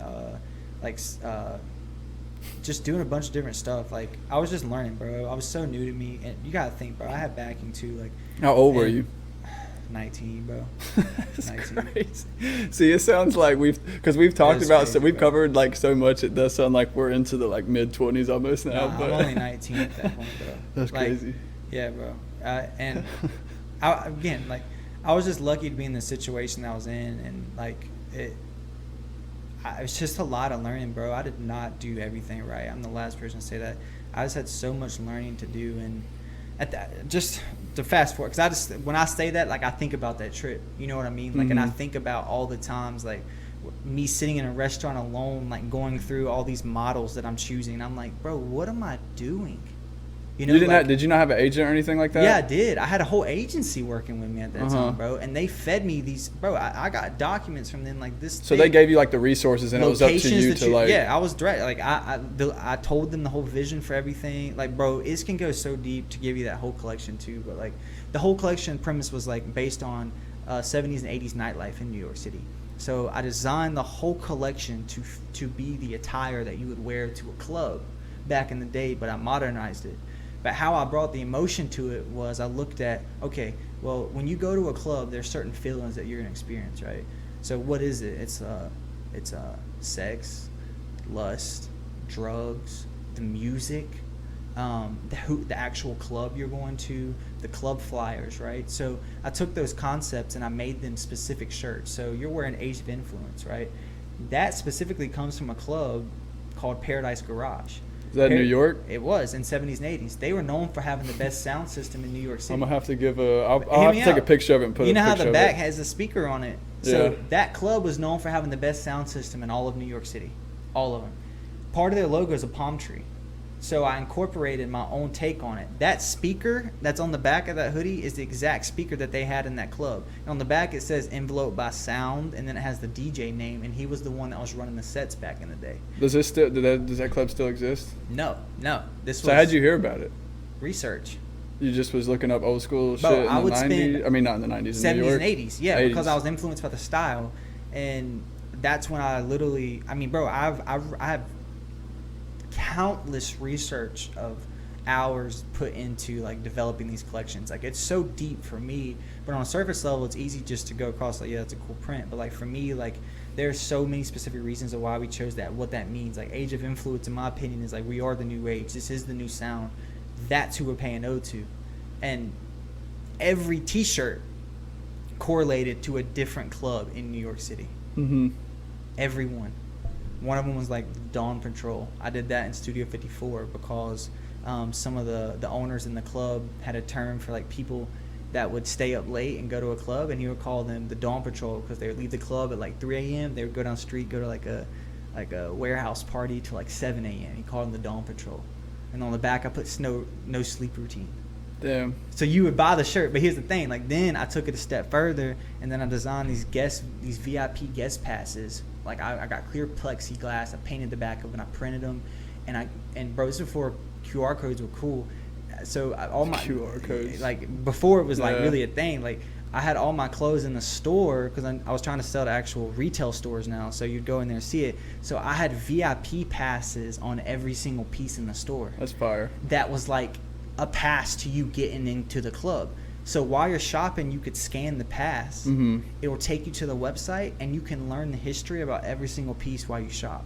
That's fire. So you could buy the piece. It's like it's interacting with the piece, and it tells you where it's coming from. I thought it was just like a virtual club. That's how I designed the collection. That is dope. So we had to shoot it in a 70s, 80s nightclub. All that being said, that was a winter break, junior year. All that happened. That was the one that blew up.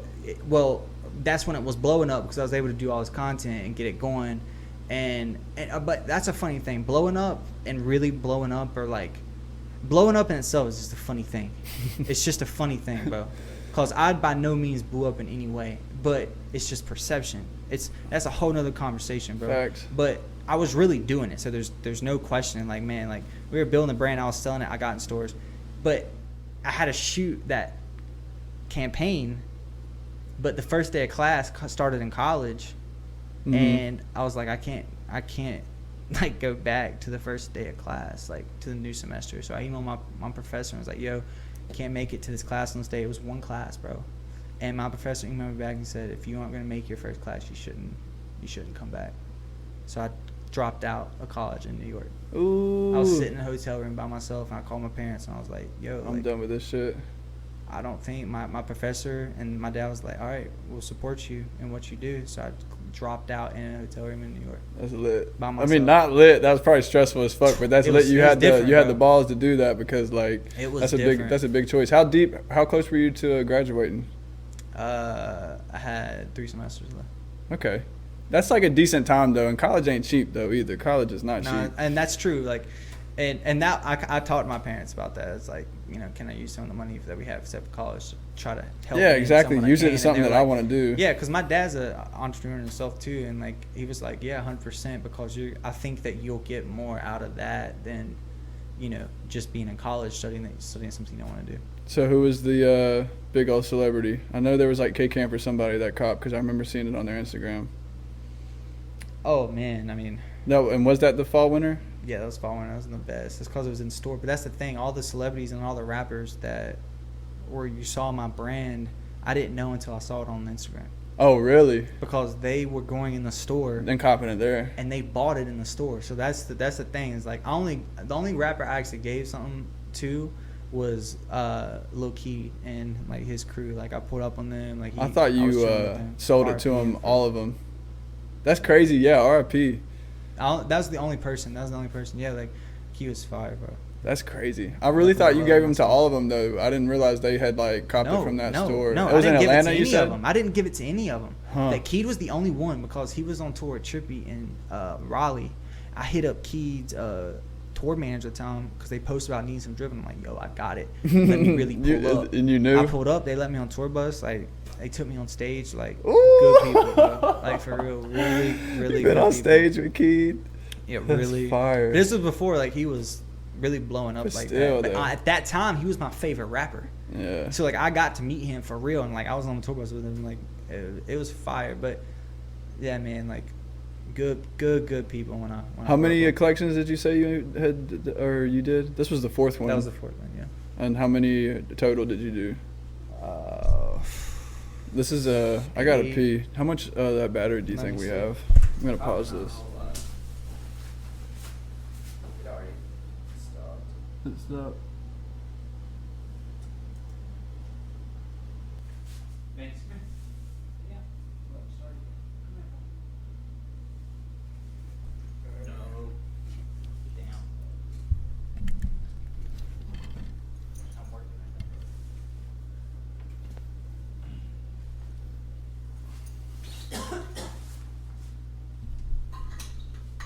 Test 1 2.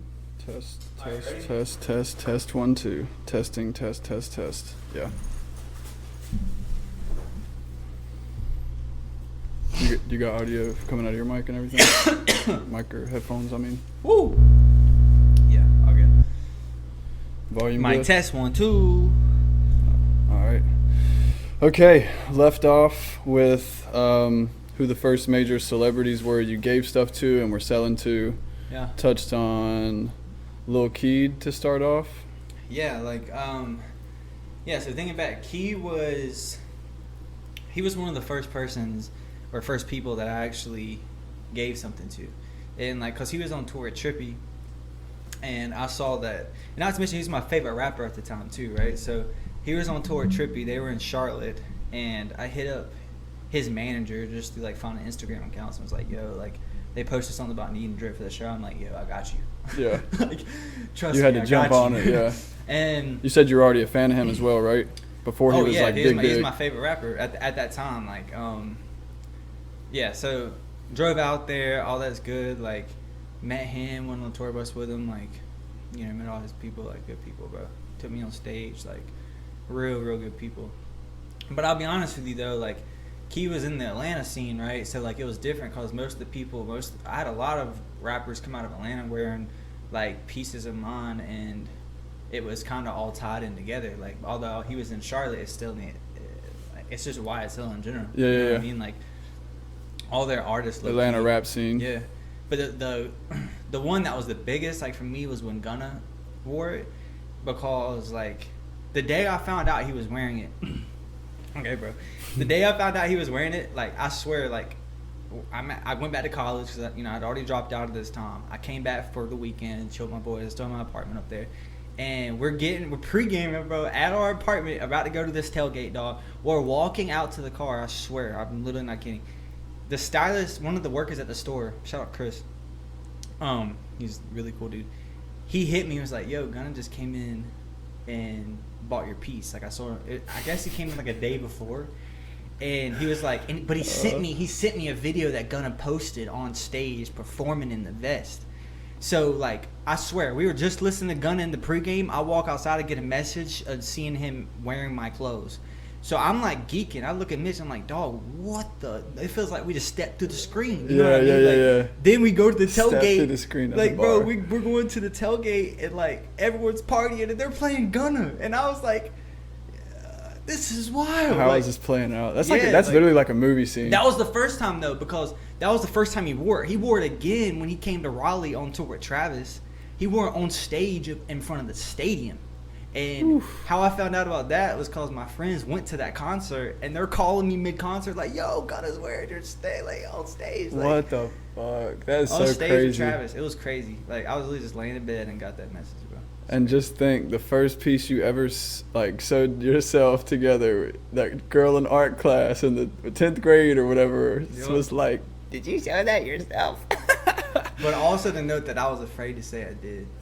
Hey, and now, yeah, exactly. You know what I mean? Yeah, Like, now you got so like going back, do you think you would have told her, you know, like, yeah, you know what, I did sew this, like, if you would have gone back, or like, yeah, I would have, but like, I was scared like of what people would think of me back then, bro. Like, that really affected me, man. Like, and there's a much deeper conversation about, because that, I mean, to some degree, like, people's perception is somewhat why I started making clothes. Like, that's where I felt comfortable in, you know. Like, I knew, like, I didn't really have an identity in high school to that degree, and when I attached on the clothes, like, I became known as the kid who dresses. So then, like, people attach dressing well with me. And like, why I started making clothes truly is like, I started buying clothes and dressing a certain way, and people liked the way I dressed, but I didn't feel like they really liked me. Like, I was not really super close to anybody. Like, yeah, he dresses cool, but it's like, I want you to really just like me for who I am. I really like this stuff. And yeah. You know, it's just different that way. Well, the reason I started making clothes, I was like, well, I know if they like what I wear, I'm just gonna make the piece myself. Because that is me. Yeah, you're putting a piece of yourself in that. I'm putting how I feel into my pieces. Yeah. And I'm not to be like super artsy, like emotion, like, no. Yeah, It's yeah. like, I would just sew this because I cared about the clothes, and I knew people liked the way I dressed, or they said they did, right? So I knew if they liked the piece, they would like me. Yeah. And like, that's just how I thought about it, really young. That's so dope. Yeah. And then like, before you knew it, I just you was getting blown up right after you got done listening to him. Like Gunna is wearing your shit right now. That is crazy. It was like that. And but again, this is 2018. Like, this is literally 4 years ago. That's like a while ago. It's a while ago. Like, yeah, like it's all a crazy story. Like, you know, I mean, you were just showing me some of the videos on Instagram, and that's like what you're big on now, is shooting videos and stuff. So did you start doing the video thing when you were like for the advertising and stuff for your collection? Is that kind of how you transitioned into what you do now, or is it like a different path than that? Did you get into that after the fashion? Like, yeah, 100%. Because you told me, I think, what, Mitch had the camera that was shooting? Yeah, so I mean, yeah, we were shooting, we were shooting photos, little videos, doing everything we can, designing, graphics, making the website. It's all under one house, you know what I mean? Like, it's a creative process, all of it is. All of it is, like, from making the clothes to making the web, like, literally every aspect to it, the style and the models, like, literally everything. I kind of just lost my train of thought there, but go back to what you were saying. The creative process of you getting into, or the transition of you going from fashion to the video, because you said Mitch had the camera and you would kind of be around the warehouse, like just shooting random shots that you visualized as an advertisement. Yeah, so I mean, just to kind of wrap kind of my clothing career up in a way, like, did fall winter 18, I did a few more seasons after that, and then COVID hit, to be honest with you, and I was just, it was hard, because this is my only source of income, and I dropped out of college, I moved back. You gave it your all. Welcome. Yeah, I moved back to Welcome, and like, I was lucky enough to have a studio where my dad's business was. I was upstairs. Ooh, the Welcome studio. That's the Welcome studio. Shout out that, like, crazy studio. Like, blessed me on being, like, be able to have that for so long. It was amazing. But through COVID, I mean, it went from running a brand to me being back in the seat sewing. What year was COVID? 2019? 2020, being in 2020. 2020? Yeah, so that's the thing. I was really trying to run a brand at a high scale, and the best way that I knew how to, man. Like, again, I did not do everything right, but if you're doing it that, and at one point I had sewers in my studio making my samples with me every day. Mm-hmm. Like, I was trying to really do this the right way, and COVID happened. Any funding that I had or helping that I had with the business was gone, more or less, and it went back to me just sewing pieces myself. Like, did business drop off a tremendous amount during COVID? Yeah, because I mean, no one was buying clothes. Yeah. Like, especially my prices, especially with everything I was doing. Like, it was a weird little bit, man. Did you try to adjust?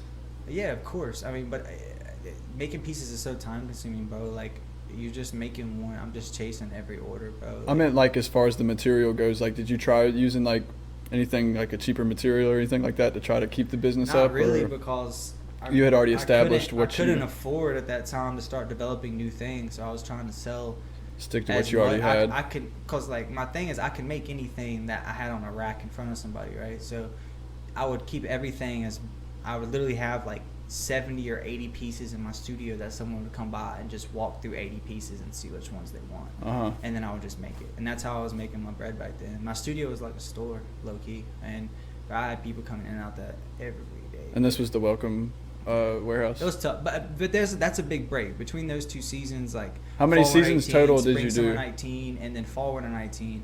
I mean, I stopped after fall winter 19 because I mean it was. Was that 5?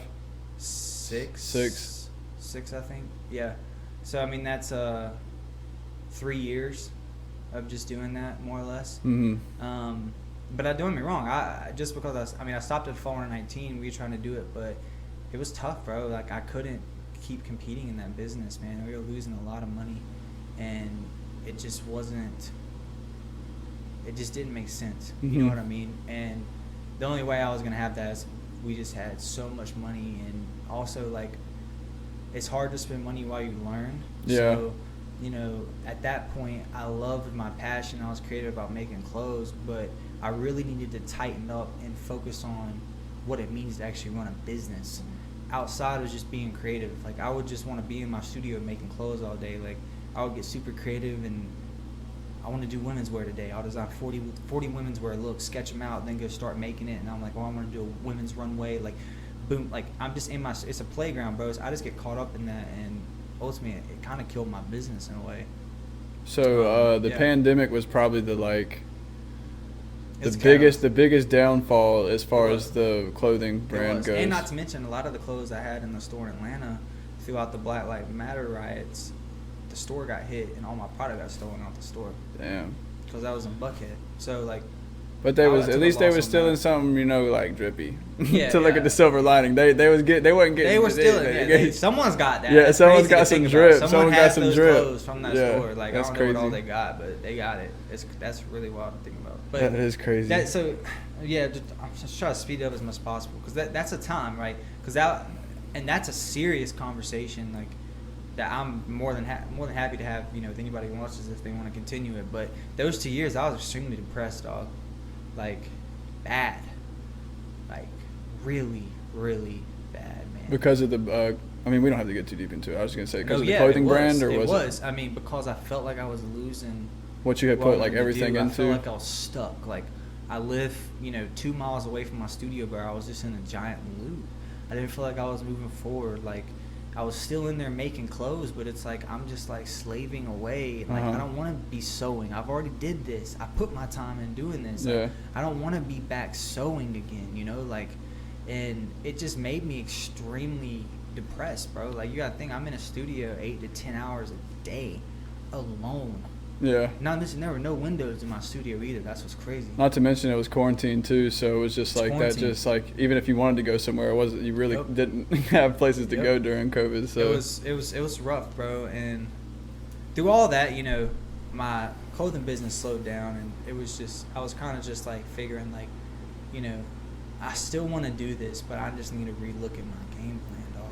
Your attack on the building the brand. Exactly. Like if I want to be a designer, if that's my end goal, and I want to run a brand like that, I don't have to run that brand right now. There might be another path to get to that, but like I just spent almost 8 years of my life doing this one thing, and now I'm back to like literally almost ground zero again.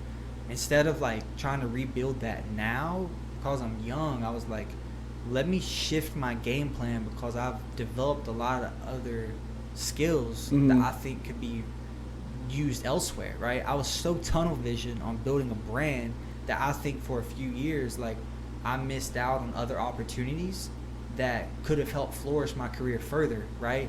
But because I wanted to do clothing so bad, I limited myself to that.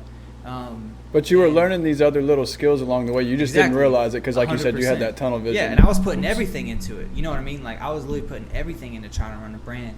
But, like, running a brand and being around people and learning how to communicate, conversation skills, literally just learning communication, bro, with that brand. Building connections and stuff. Yes, like going out to a dinner, learn how to have a conversation.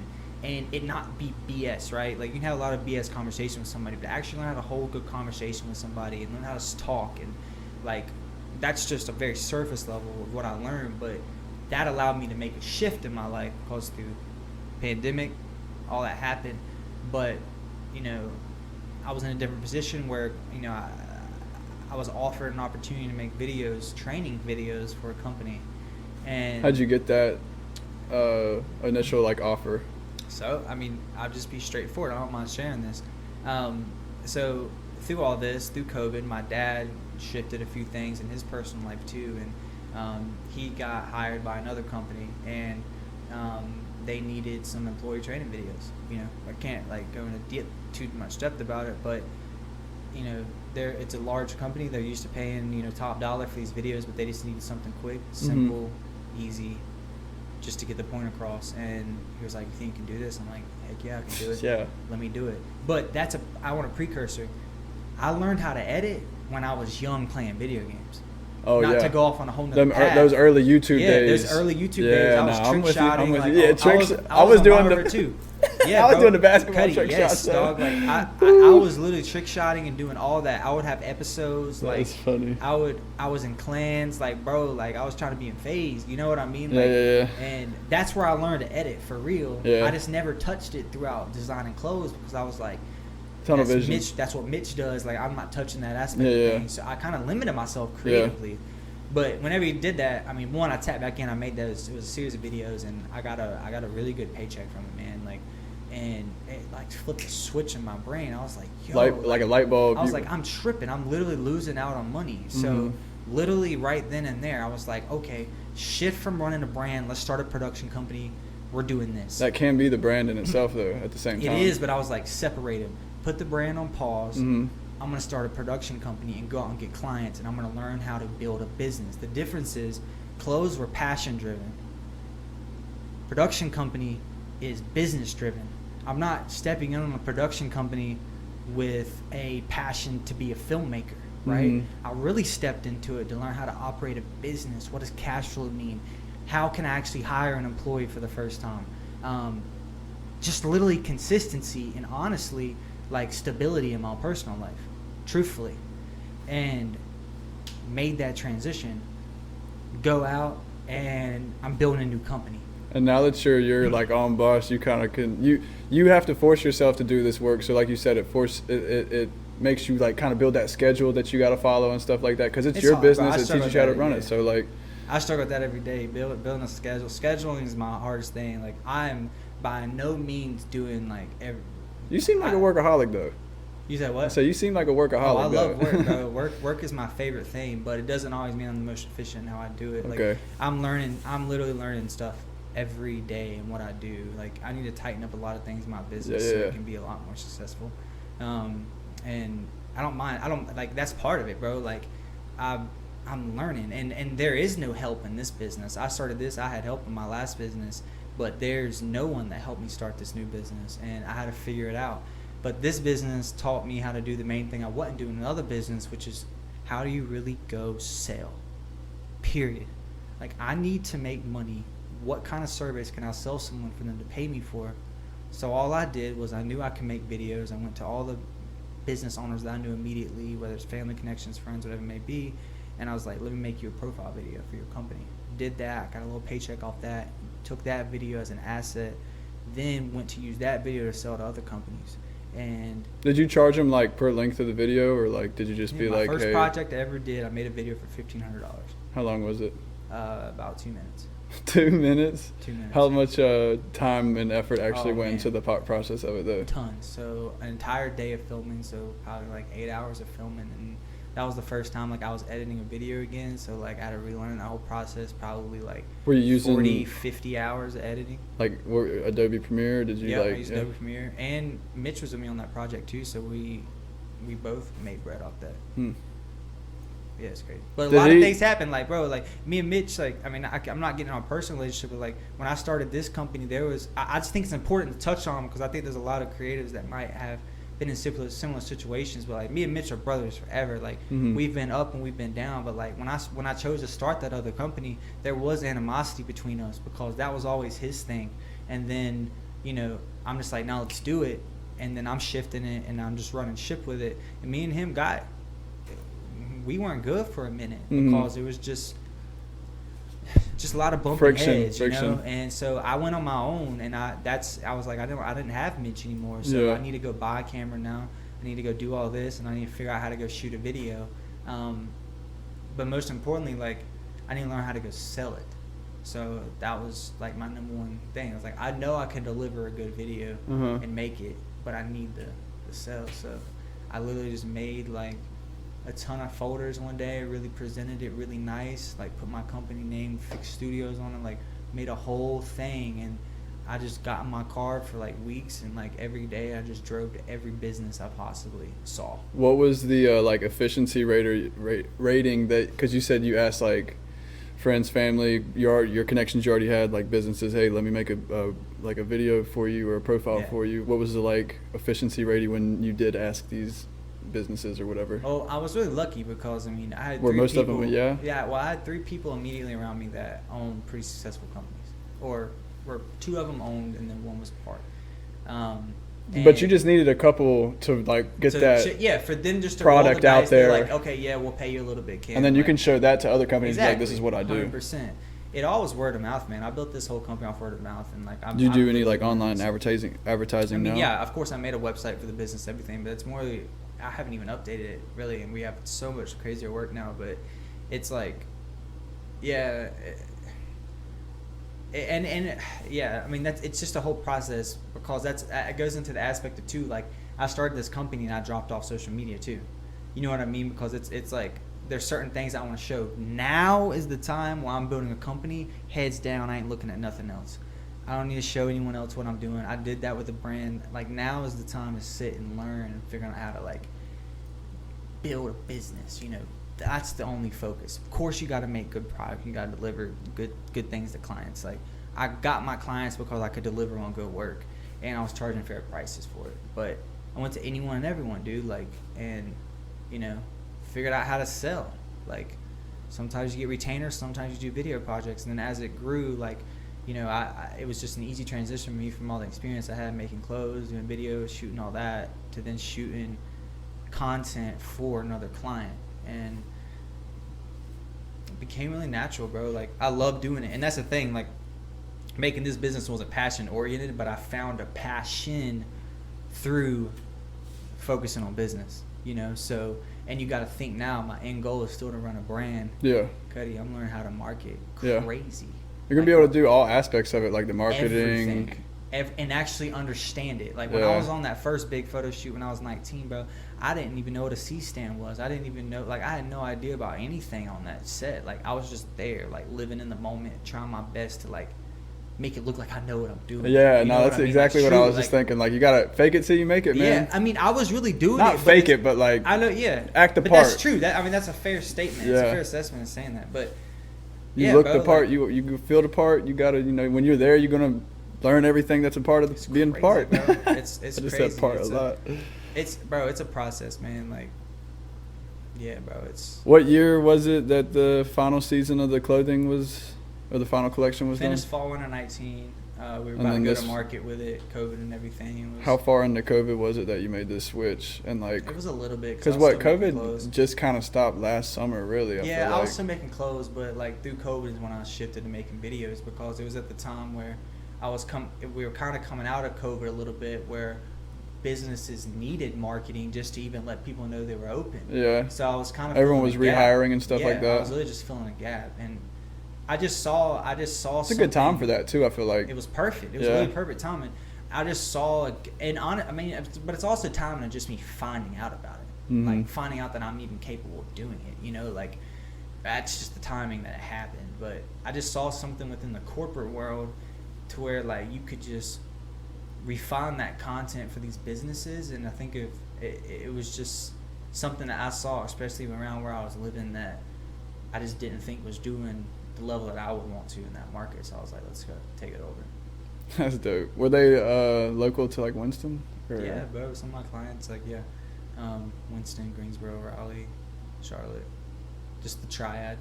Do you have a website now that's like different from the Cameron Bates? Yeah, my brand website's not even up anymore.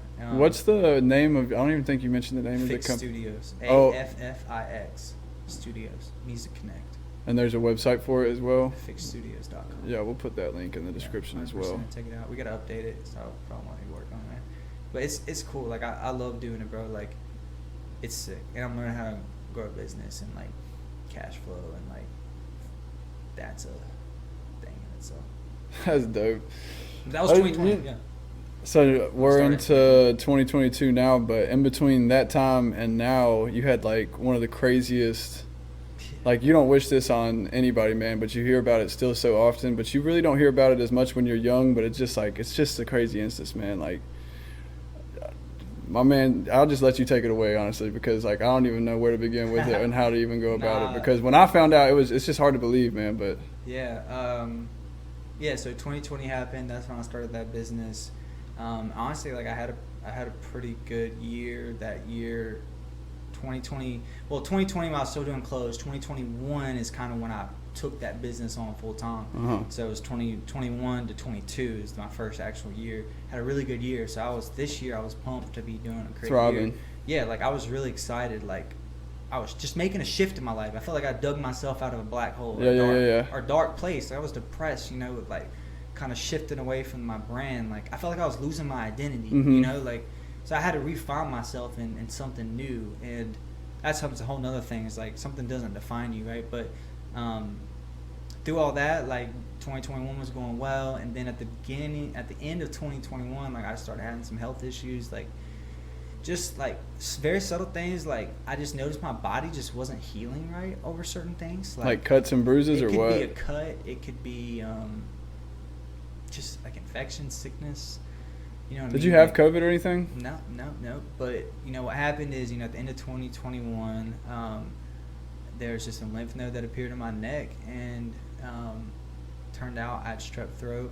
Went to the doctor, and then from there, strep throat just progressed. It never went away. My lymph nodes became very swollen across my whole neck, like drastically different, like worrisome for months. I was going to a doctor, they didn't seem worried about it, whatever it may be. So just reacted. This was probably like super uncomfortable as well. Oh yeah, I mean, me and my roommate were just talking about it. It's just a level of uncertainty, but you know, you aren't thinking, like, you think the worst things possible, but you don't think that's actually going to happen to you. And like finally just got to the point where like something was seriously wrong. Like my skin, I broke out in a crazy skin infection, like terrible, bro. Like nights where I couldn't even sleep because I was itching so bad. Like literally I had to like just sit in ice. Like it's crazy. But yeah, I went to a doctor, I had to get a CT, and bro, I was literally on set. Like I can share this, but you know Mr. Beast? Yeah. So you know Carl? Yeah. Okay, so we just got I just landed a project from a company with Belgium for a Chipotle commercial with Carl that we were shooting in Greenville, actually, at Chipotle. And when was this? 2020? Beginning of this year. Oh damn. Okay, so I wouldn't have been there. I didn't know. In February. All right. January went on, doing straight, still dealing with Lowe's head issues, and then February I was on set. We were scouting that location. The doctor called me and said, "You have cancer." Of what kind of cancer was it? Hodgkin's lymphoma. But at that point I didn't know. They just said, you know, your CT looks cancerous to some degree. We think you need to come in and have a conversation with us. And like that day, you know, I had to go tell the director, because I was just acting kind of as a producer on that project, and I had to tell the director, like, hey man, like the doctor just called me. I think I have cancer. Like I'm not mentally capable of like fulfilling this project anymore. Yeah. And shooting was the next day. I just walked off set, then had to drive 3 hours by myself back to the doctor. Cannot imagine. That was probably the longest drive ever, bro. I cannot even imagine. I'll be honest, like now I do remember that drive to some degree, but like the feeling was. Were you like in shock? Like. That's crazy, dog. 25? 24. 24. Like, yeah. So I went back to the doctor, and that day it was pretty much just me like saying like, hey, we think you have cancer. We need to schedule a biopsy to actually see if those lymph nodes are cancerous. And you know, I was told on Monday, I think. By Thursday, I had the surgery scheduled for the biopsy. How far out was the surgery scheduled? I mean, immediately, as fast as they could. Yeah. I mean, they thought I mean, how early or how late was it? What stage? So I didn't know that. That's what I'm saying. So is that what the surgery was for? Yeah. So they had to get a biopsy for it, and once that surgery was complete, then I still had almost like a week and a half of like not knowing what type of cancer I had or how bad it was. You just knew you had it, but it was up in the air. There was of like, a chance I still didn't have it at that time, but just based on the doctors, they're like, we think you have cancer. You could probably tell when they call you too, like the tone. No, they're like the doctor literally told me. I asked him, I was like, am I gonna die? And he said, this is the ENT. Like, straight about it, it was like, I'm not gonna die. And he's like, I can't say that, but I can say that your life is gonna be drastically different for a little bit. Dude. It's crazy. Like that is like such a, I can't, dude. That like just is a heavy thing to happen. But to be real, like, bro, when something like that hits you, everything that we've talked about this whole podcast, success, chasing after your dreams, like whatever it may be that's so important in your life, bro. I quickly realized that it didn't even matter. Not in the slightest bit, bro. That's when it goes into a different conversation of like, so I got told I had cancer.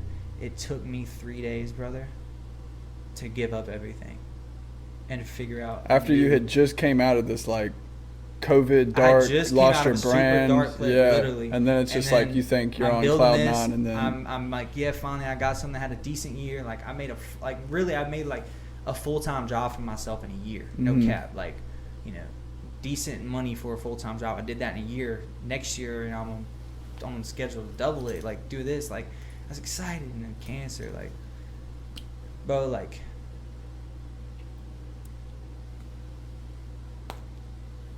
Man, those days, bro, I would never wish them on. I don't even have enemies, to be honest with you, bro, but I would not wish that on anybody.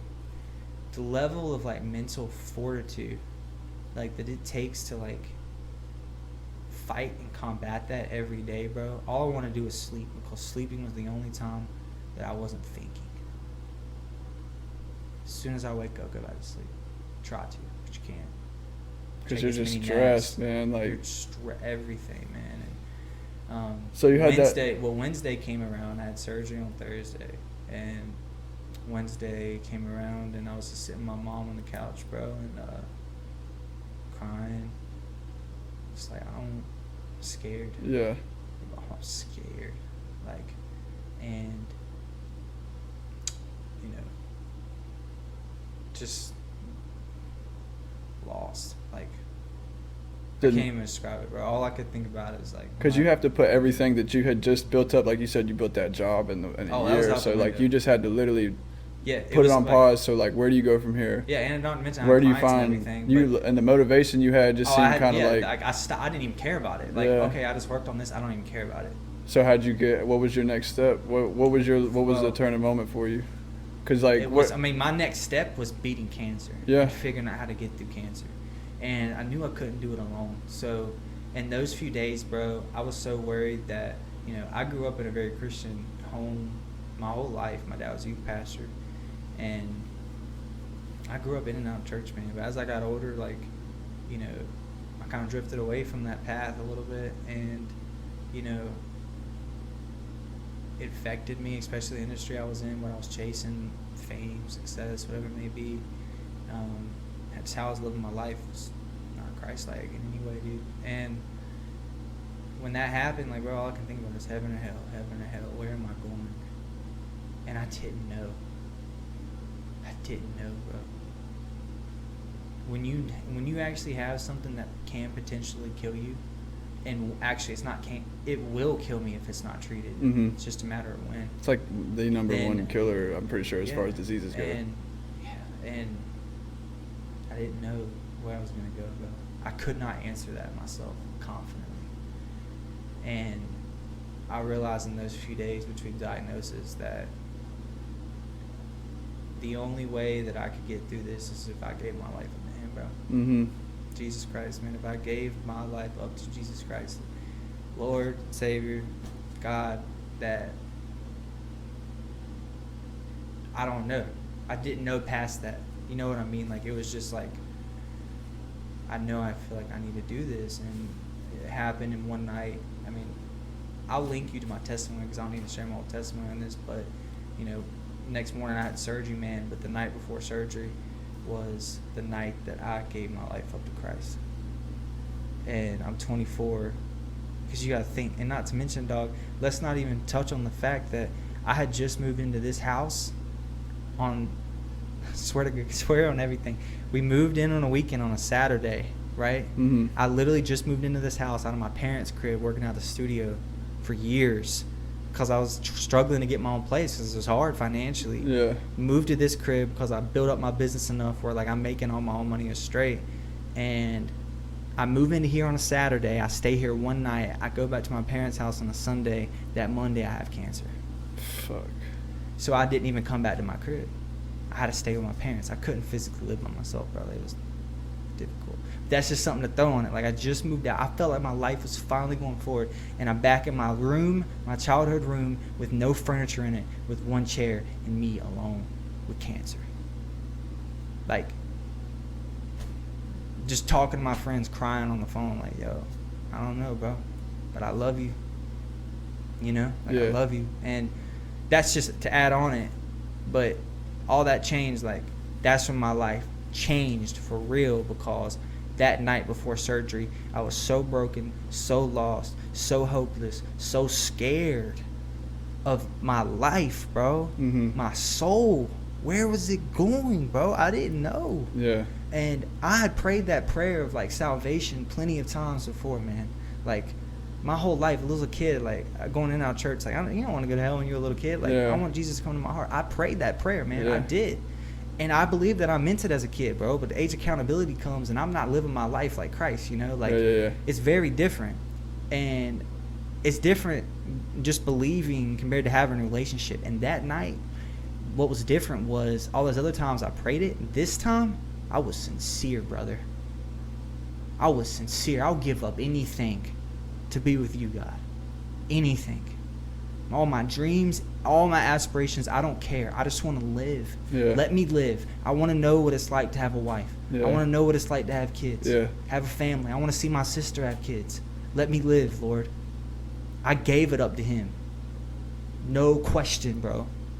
And I woke up the next morning. That night, bro, was the only night I couldn't sleep since I've been told I had cancer, for 3 nights. And I woke up to, like, a subconscious voice in my head just saying, be a vessel. Just be a vessel. Which is such a particular word, man. Just be running in my conscious, wake me up in my sleep, bro. What did it mean to you? It means that my purpose now, regardless of what I have aspirations for, is to lead other people to Christ. Mm-hmm. I'm a vessel. And you can use your talents to do that. And now, you know, I still have aspirations to build a brand, this thing that I want to. But creatively, I also now feel a purpose and passion to creatively express myself to serve him. You're approaching it in a different way. A different way. To where before my old life, a lot of my aspirations and dreams were self-serving, compared to now when I shifted and I experienced something so crazy in my life. Traumatic. Oh, man. To where all that went out the window, and now I feel like it's being given back to me. Mm-hmm. It's like, you better use these tools wisely. And that's just a very big thing to me. You know, I still want to be successful. You know, I still want to, you know, live the same lifestyle to a certain degree. A lot of things change in that lifestyle. I still want to, you know, just live the life that I want to live. And you can live that life following Christ. You know, I never really knew that. And that's why I say this year has been the worst, but the most amazing year of my life. Amazing, man. Cancer is like, I'm lucky, bro. I don't know how long we've been going. No, we're good. How long have we been going? We got almost to stop.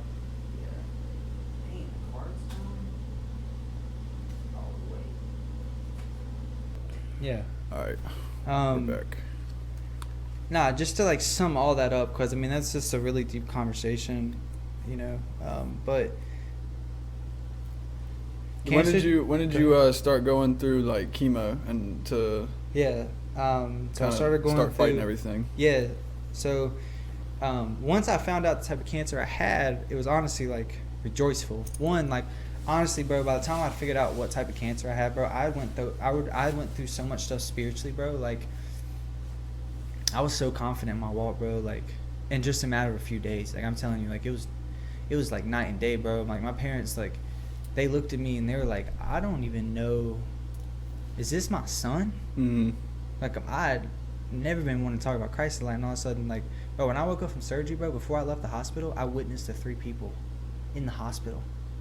First person was my surgeon. He walked in, bro. First question I asked, I was like, are you religious? And he's like, no, not really. I said, all right, I'm going to pray for you. Next person was my doctor who pushed me out. It was just like a shift. You know what I mean? Yeah.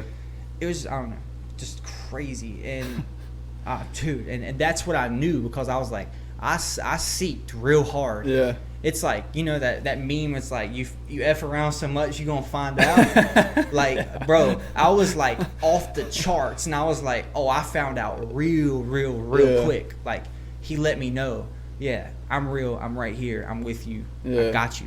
Like, you're my child. I just had to, like, the way I thought about it was like, I just had to get to a place of like such brokenness. Like, he didn't give me cancer, but he allows things to happen, right? So I think he allowed like cancer to happen in my life for me to change my lifestyle and like what I was yearning for, but also like to be in such a broken place where he can actually like shape and mold me. Now I was rock hard, bro. He couldn't get through to me. He's like, cancer, you don't have control. Now let me shape you into who I know you mean to be. And that's what's crazy about it. It's like, it's crazy, bro. Sheesh. It's crazy. It is crazy to have the whole complete 180 and then like be witnessing the people in the like hospital is like, gosh. Whoa, it was crazy. But but yeah, like, so did you did that kept happening when you woke up from surgery and everything? Did you like? Yeah. Like, when did you start chemo though? Yeah, so went through a little bit after that. It was like a couple weeks, and then I started chemo again. I chose to be in a clinical trial that they were having. How hard was that to make that kind of decision?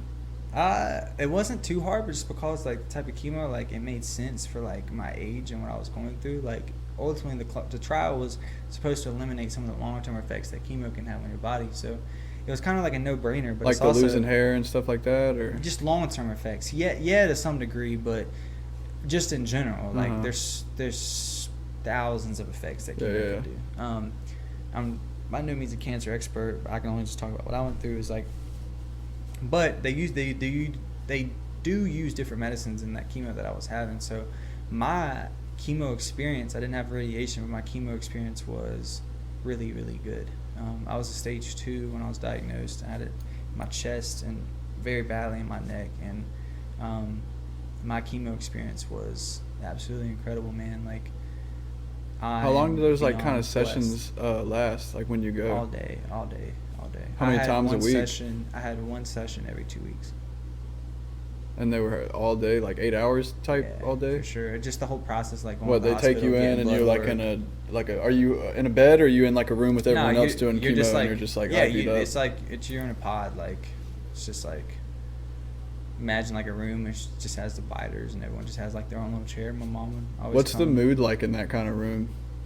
Is it like uplifting because everyone's kind of fighting? I wouldn't say it's like uplifting or like discouraging either. It's just like, I would hope it's not honestly, bro. discouraging. Like truthfully, like when you step through those doors, everyone has a different diagnosis, and everyone has different prognosis. Their story's different and stuff like that. Like everyone's body's different, but we all have the common denominator of like we're fighing cancer together. Yeah. So it was. Did you make any friends or anything I that made you were friends like? as many as I can, the nurses and everything. I mean, a lot of the patients in there are older. I really didn't see many other young people. That was my next question. Was there anybody else like younger or your age? I mean, I saw like some Baptist. Like, yeah, I saw like some like in a waiting room like sometimes, but like, I mean, you have different chemo schedules. Everyone has a different thing that they have to stay true to. So. And they're like different links and stuff. Yeah. Okay. Oh yeah. I mean, everyone has a different type of treatment plan. But I had a really good one, and I didn't get sick any throughout chemo. What do you do through those sessions to kind of occupy the time? Watch movies and shows and stuff? YouTube, editing. You was working? Yeah. Straight up. How long after surgery and everything and into chemo did you start getting back into like your motivation, and like you said you had like found Christ and you decided that you were going to use that as a creative tool as well? So like. Yeah. It was I mean, creatively, I mean, that was... Because this is what, you got diagnosed in February? I got diagnosed in February, so, I mean, throughout chemo, as I started, like... How long from the diagnosis until you started creating again? Probably like a month or two, I would say. Because, I mean, the first month and a half, it was just so new to me. Like, I told all my clients, like, hey, I need to go on pause for a little bit. Like, just work with me. Like, I got cancer. I'm just going to deal with a few things. I need to figure out what chemo is going to be like. I need to figure out what the plan is going to be like. And etc. You know what I mean? Yeah. Before I start making like schedules and meetings and whatever. But yeah, like I mean, I shot some of my best work I've ever shot, like on the film side of things. Honestly, yeah, like truthfully, I think it's my best work I've ever created. While you were going through chemo? Yeah, 100%.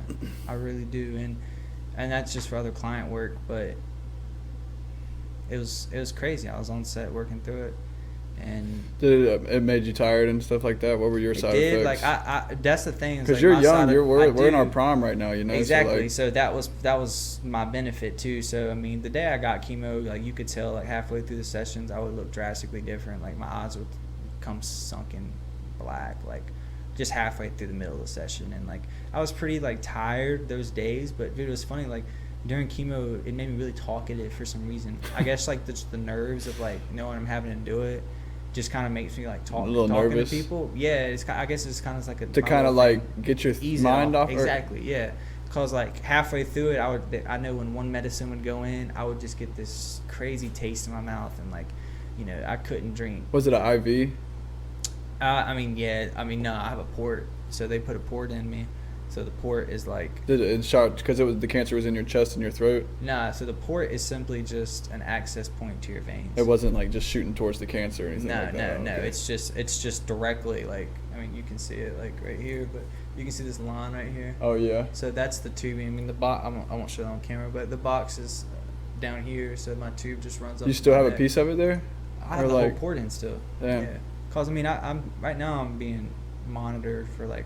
Since I'm in a clinical trial, I have to be monitored for 5 years after I'm out. So I'm in remission now, but you know, good sign. Yeah, I'm 100% in remission. My last scan was, you know, not absolutely perfect. There was a little bit of like growth activity in my lymph nodes in my chest. It doesn't mean it's cancer related. Yeah. It could just be an infection, whatever. Uh-huh. So that's a little bit disheartening. But I still feel better than I literally ever have. I didn't know how sick I actually was. Yeah. Like, just my energy levels, like everything. Because stage 2, I mean, I guess it can progress faster in different stages, but that's still like you're pretty sick. I was sick. I mean, I was sick, dude. Like in every aspect. It's not. How just long like were these symptoms before you kind of like? Was it like a year of symptoms, and they just progressively like got worse? Because I remember you said you got strep throat. You said 6 months. It's probably 6 months.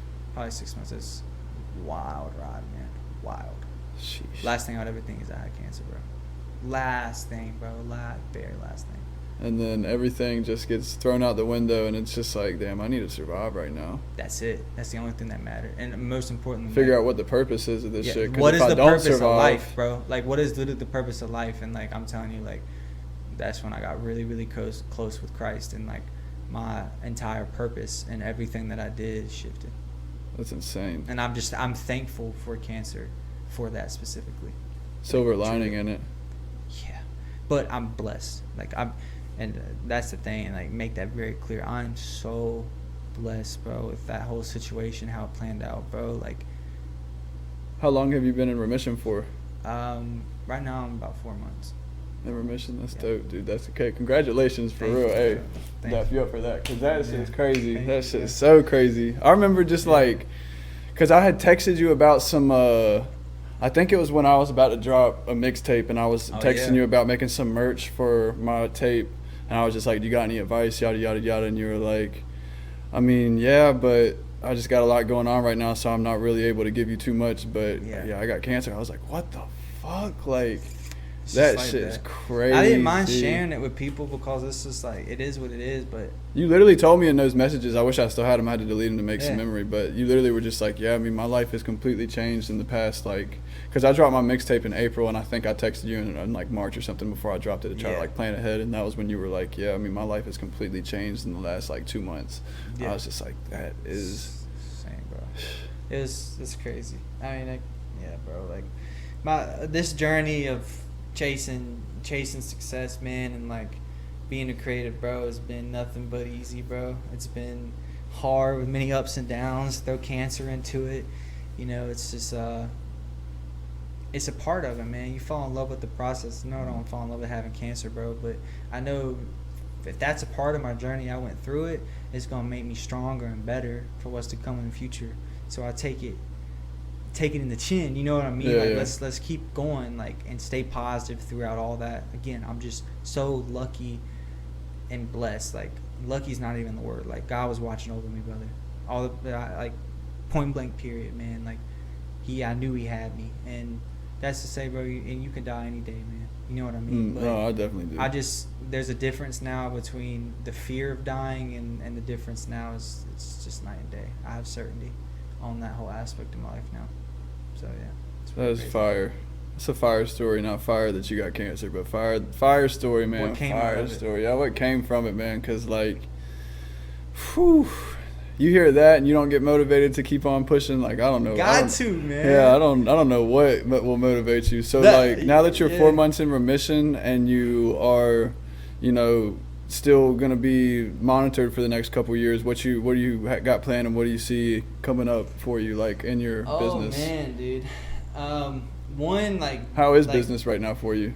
It's all right. Like, I didn't hit the goals I wanted to this year because I lost a lot of months. Like, even when I started working again, like, I wasn't working at full capacity. Like, you I were was sick, literally bro. You deserve the time off. Yeah, like, but I was still working. You feel me? But yeah. I mean, so I want to grow I really just want to dive in and like really actually tighten up all aspects of my business going into this year. Like, really actually get things working like as a machine and a process, and just nail that down. But also, I want to tap in on the creative side for the film stuff. I haven't started making creative projects, without client work or anything like that. So I want to do that. Just focus on all that slowly but surely. Close the work and the way back into it. It's just a part of my life. It's not something that I just want to share with the world because like it's just my craft. But yeah. Best believe, just because I ain't doing my brand now, I'm still gonna be doing it. I can do my brand when I'm 40.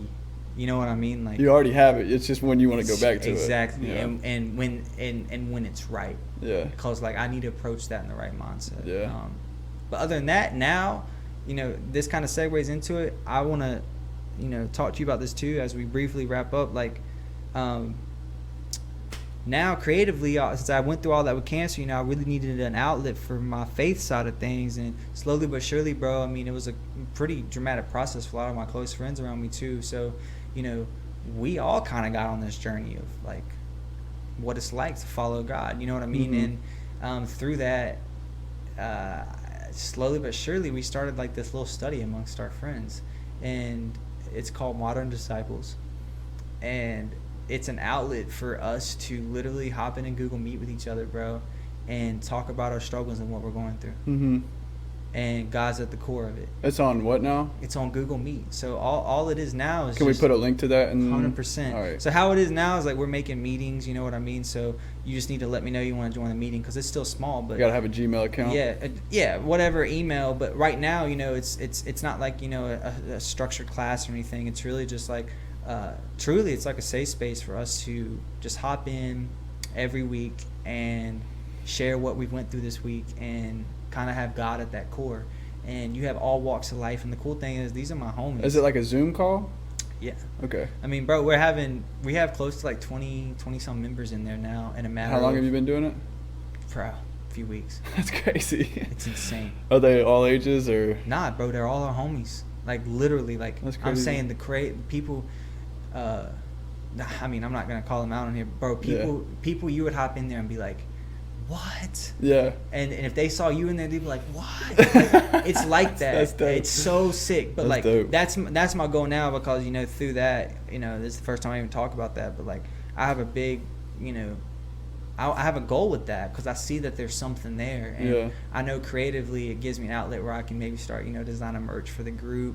I can express my visuals through that. Like, and it kind of in itself like becomes a project that is not for profit or anything. It's literally just to help people and serve him, and if I can make that cool and like give drip that's like in regards to him, like let's do it, and it's just another avenue of expression that we can do. And that's kind of like been my focus. It's just production company, Modern Disciples on the side, like just for fun with the homies, still following our Christ journey. Yeah. And then you already know, bro, I'm still working on the brand in the background. That's just gonna take time.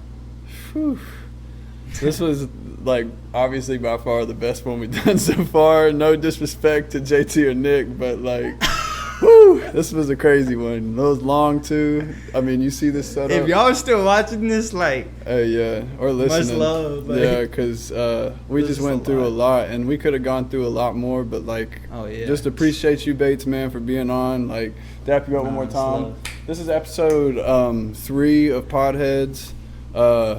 Yeah, I'm gonna leave the link to Cameron Bates's. I just want to say thanks for having me, bro. Dude, I would have never thought I'd sit down and have a conversation with you like this. So like, bro, like for real. It's like refreshing. Thank you, bro. It is. Like this like, felt good. For real. Like much love. We're definitely gonna collab some more though for sure. But I'm gonna leave the link to all of everything we've gone over. Modern Disciples, Bates's Instagram, his socials, his link to his production company, all that. It's all gonna be in the description. Appreciate y'all listening, man. Episode 3 of Podheads. I hope y'all have a good one, man. Stay blessed. Catch y'all on the flip side.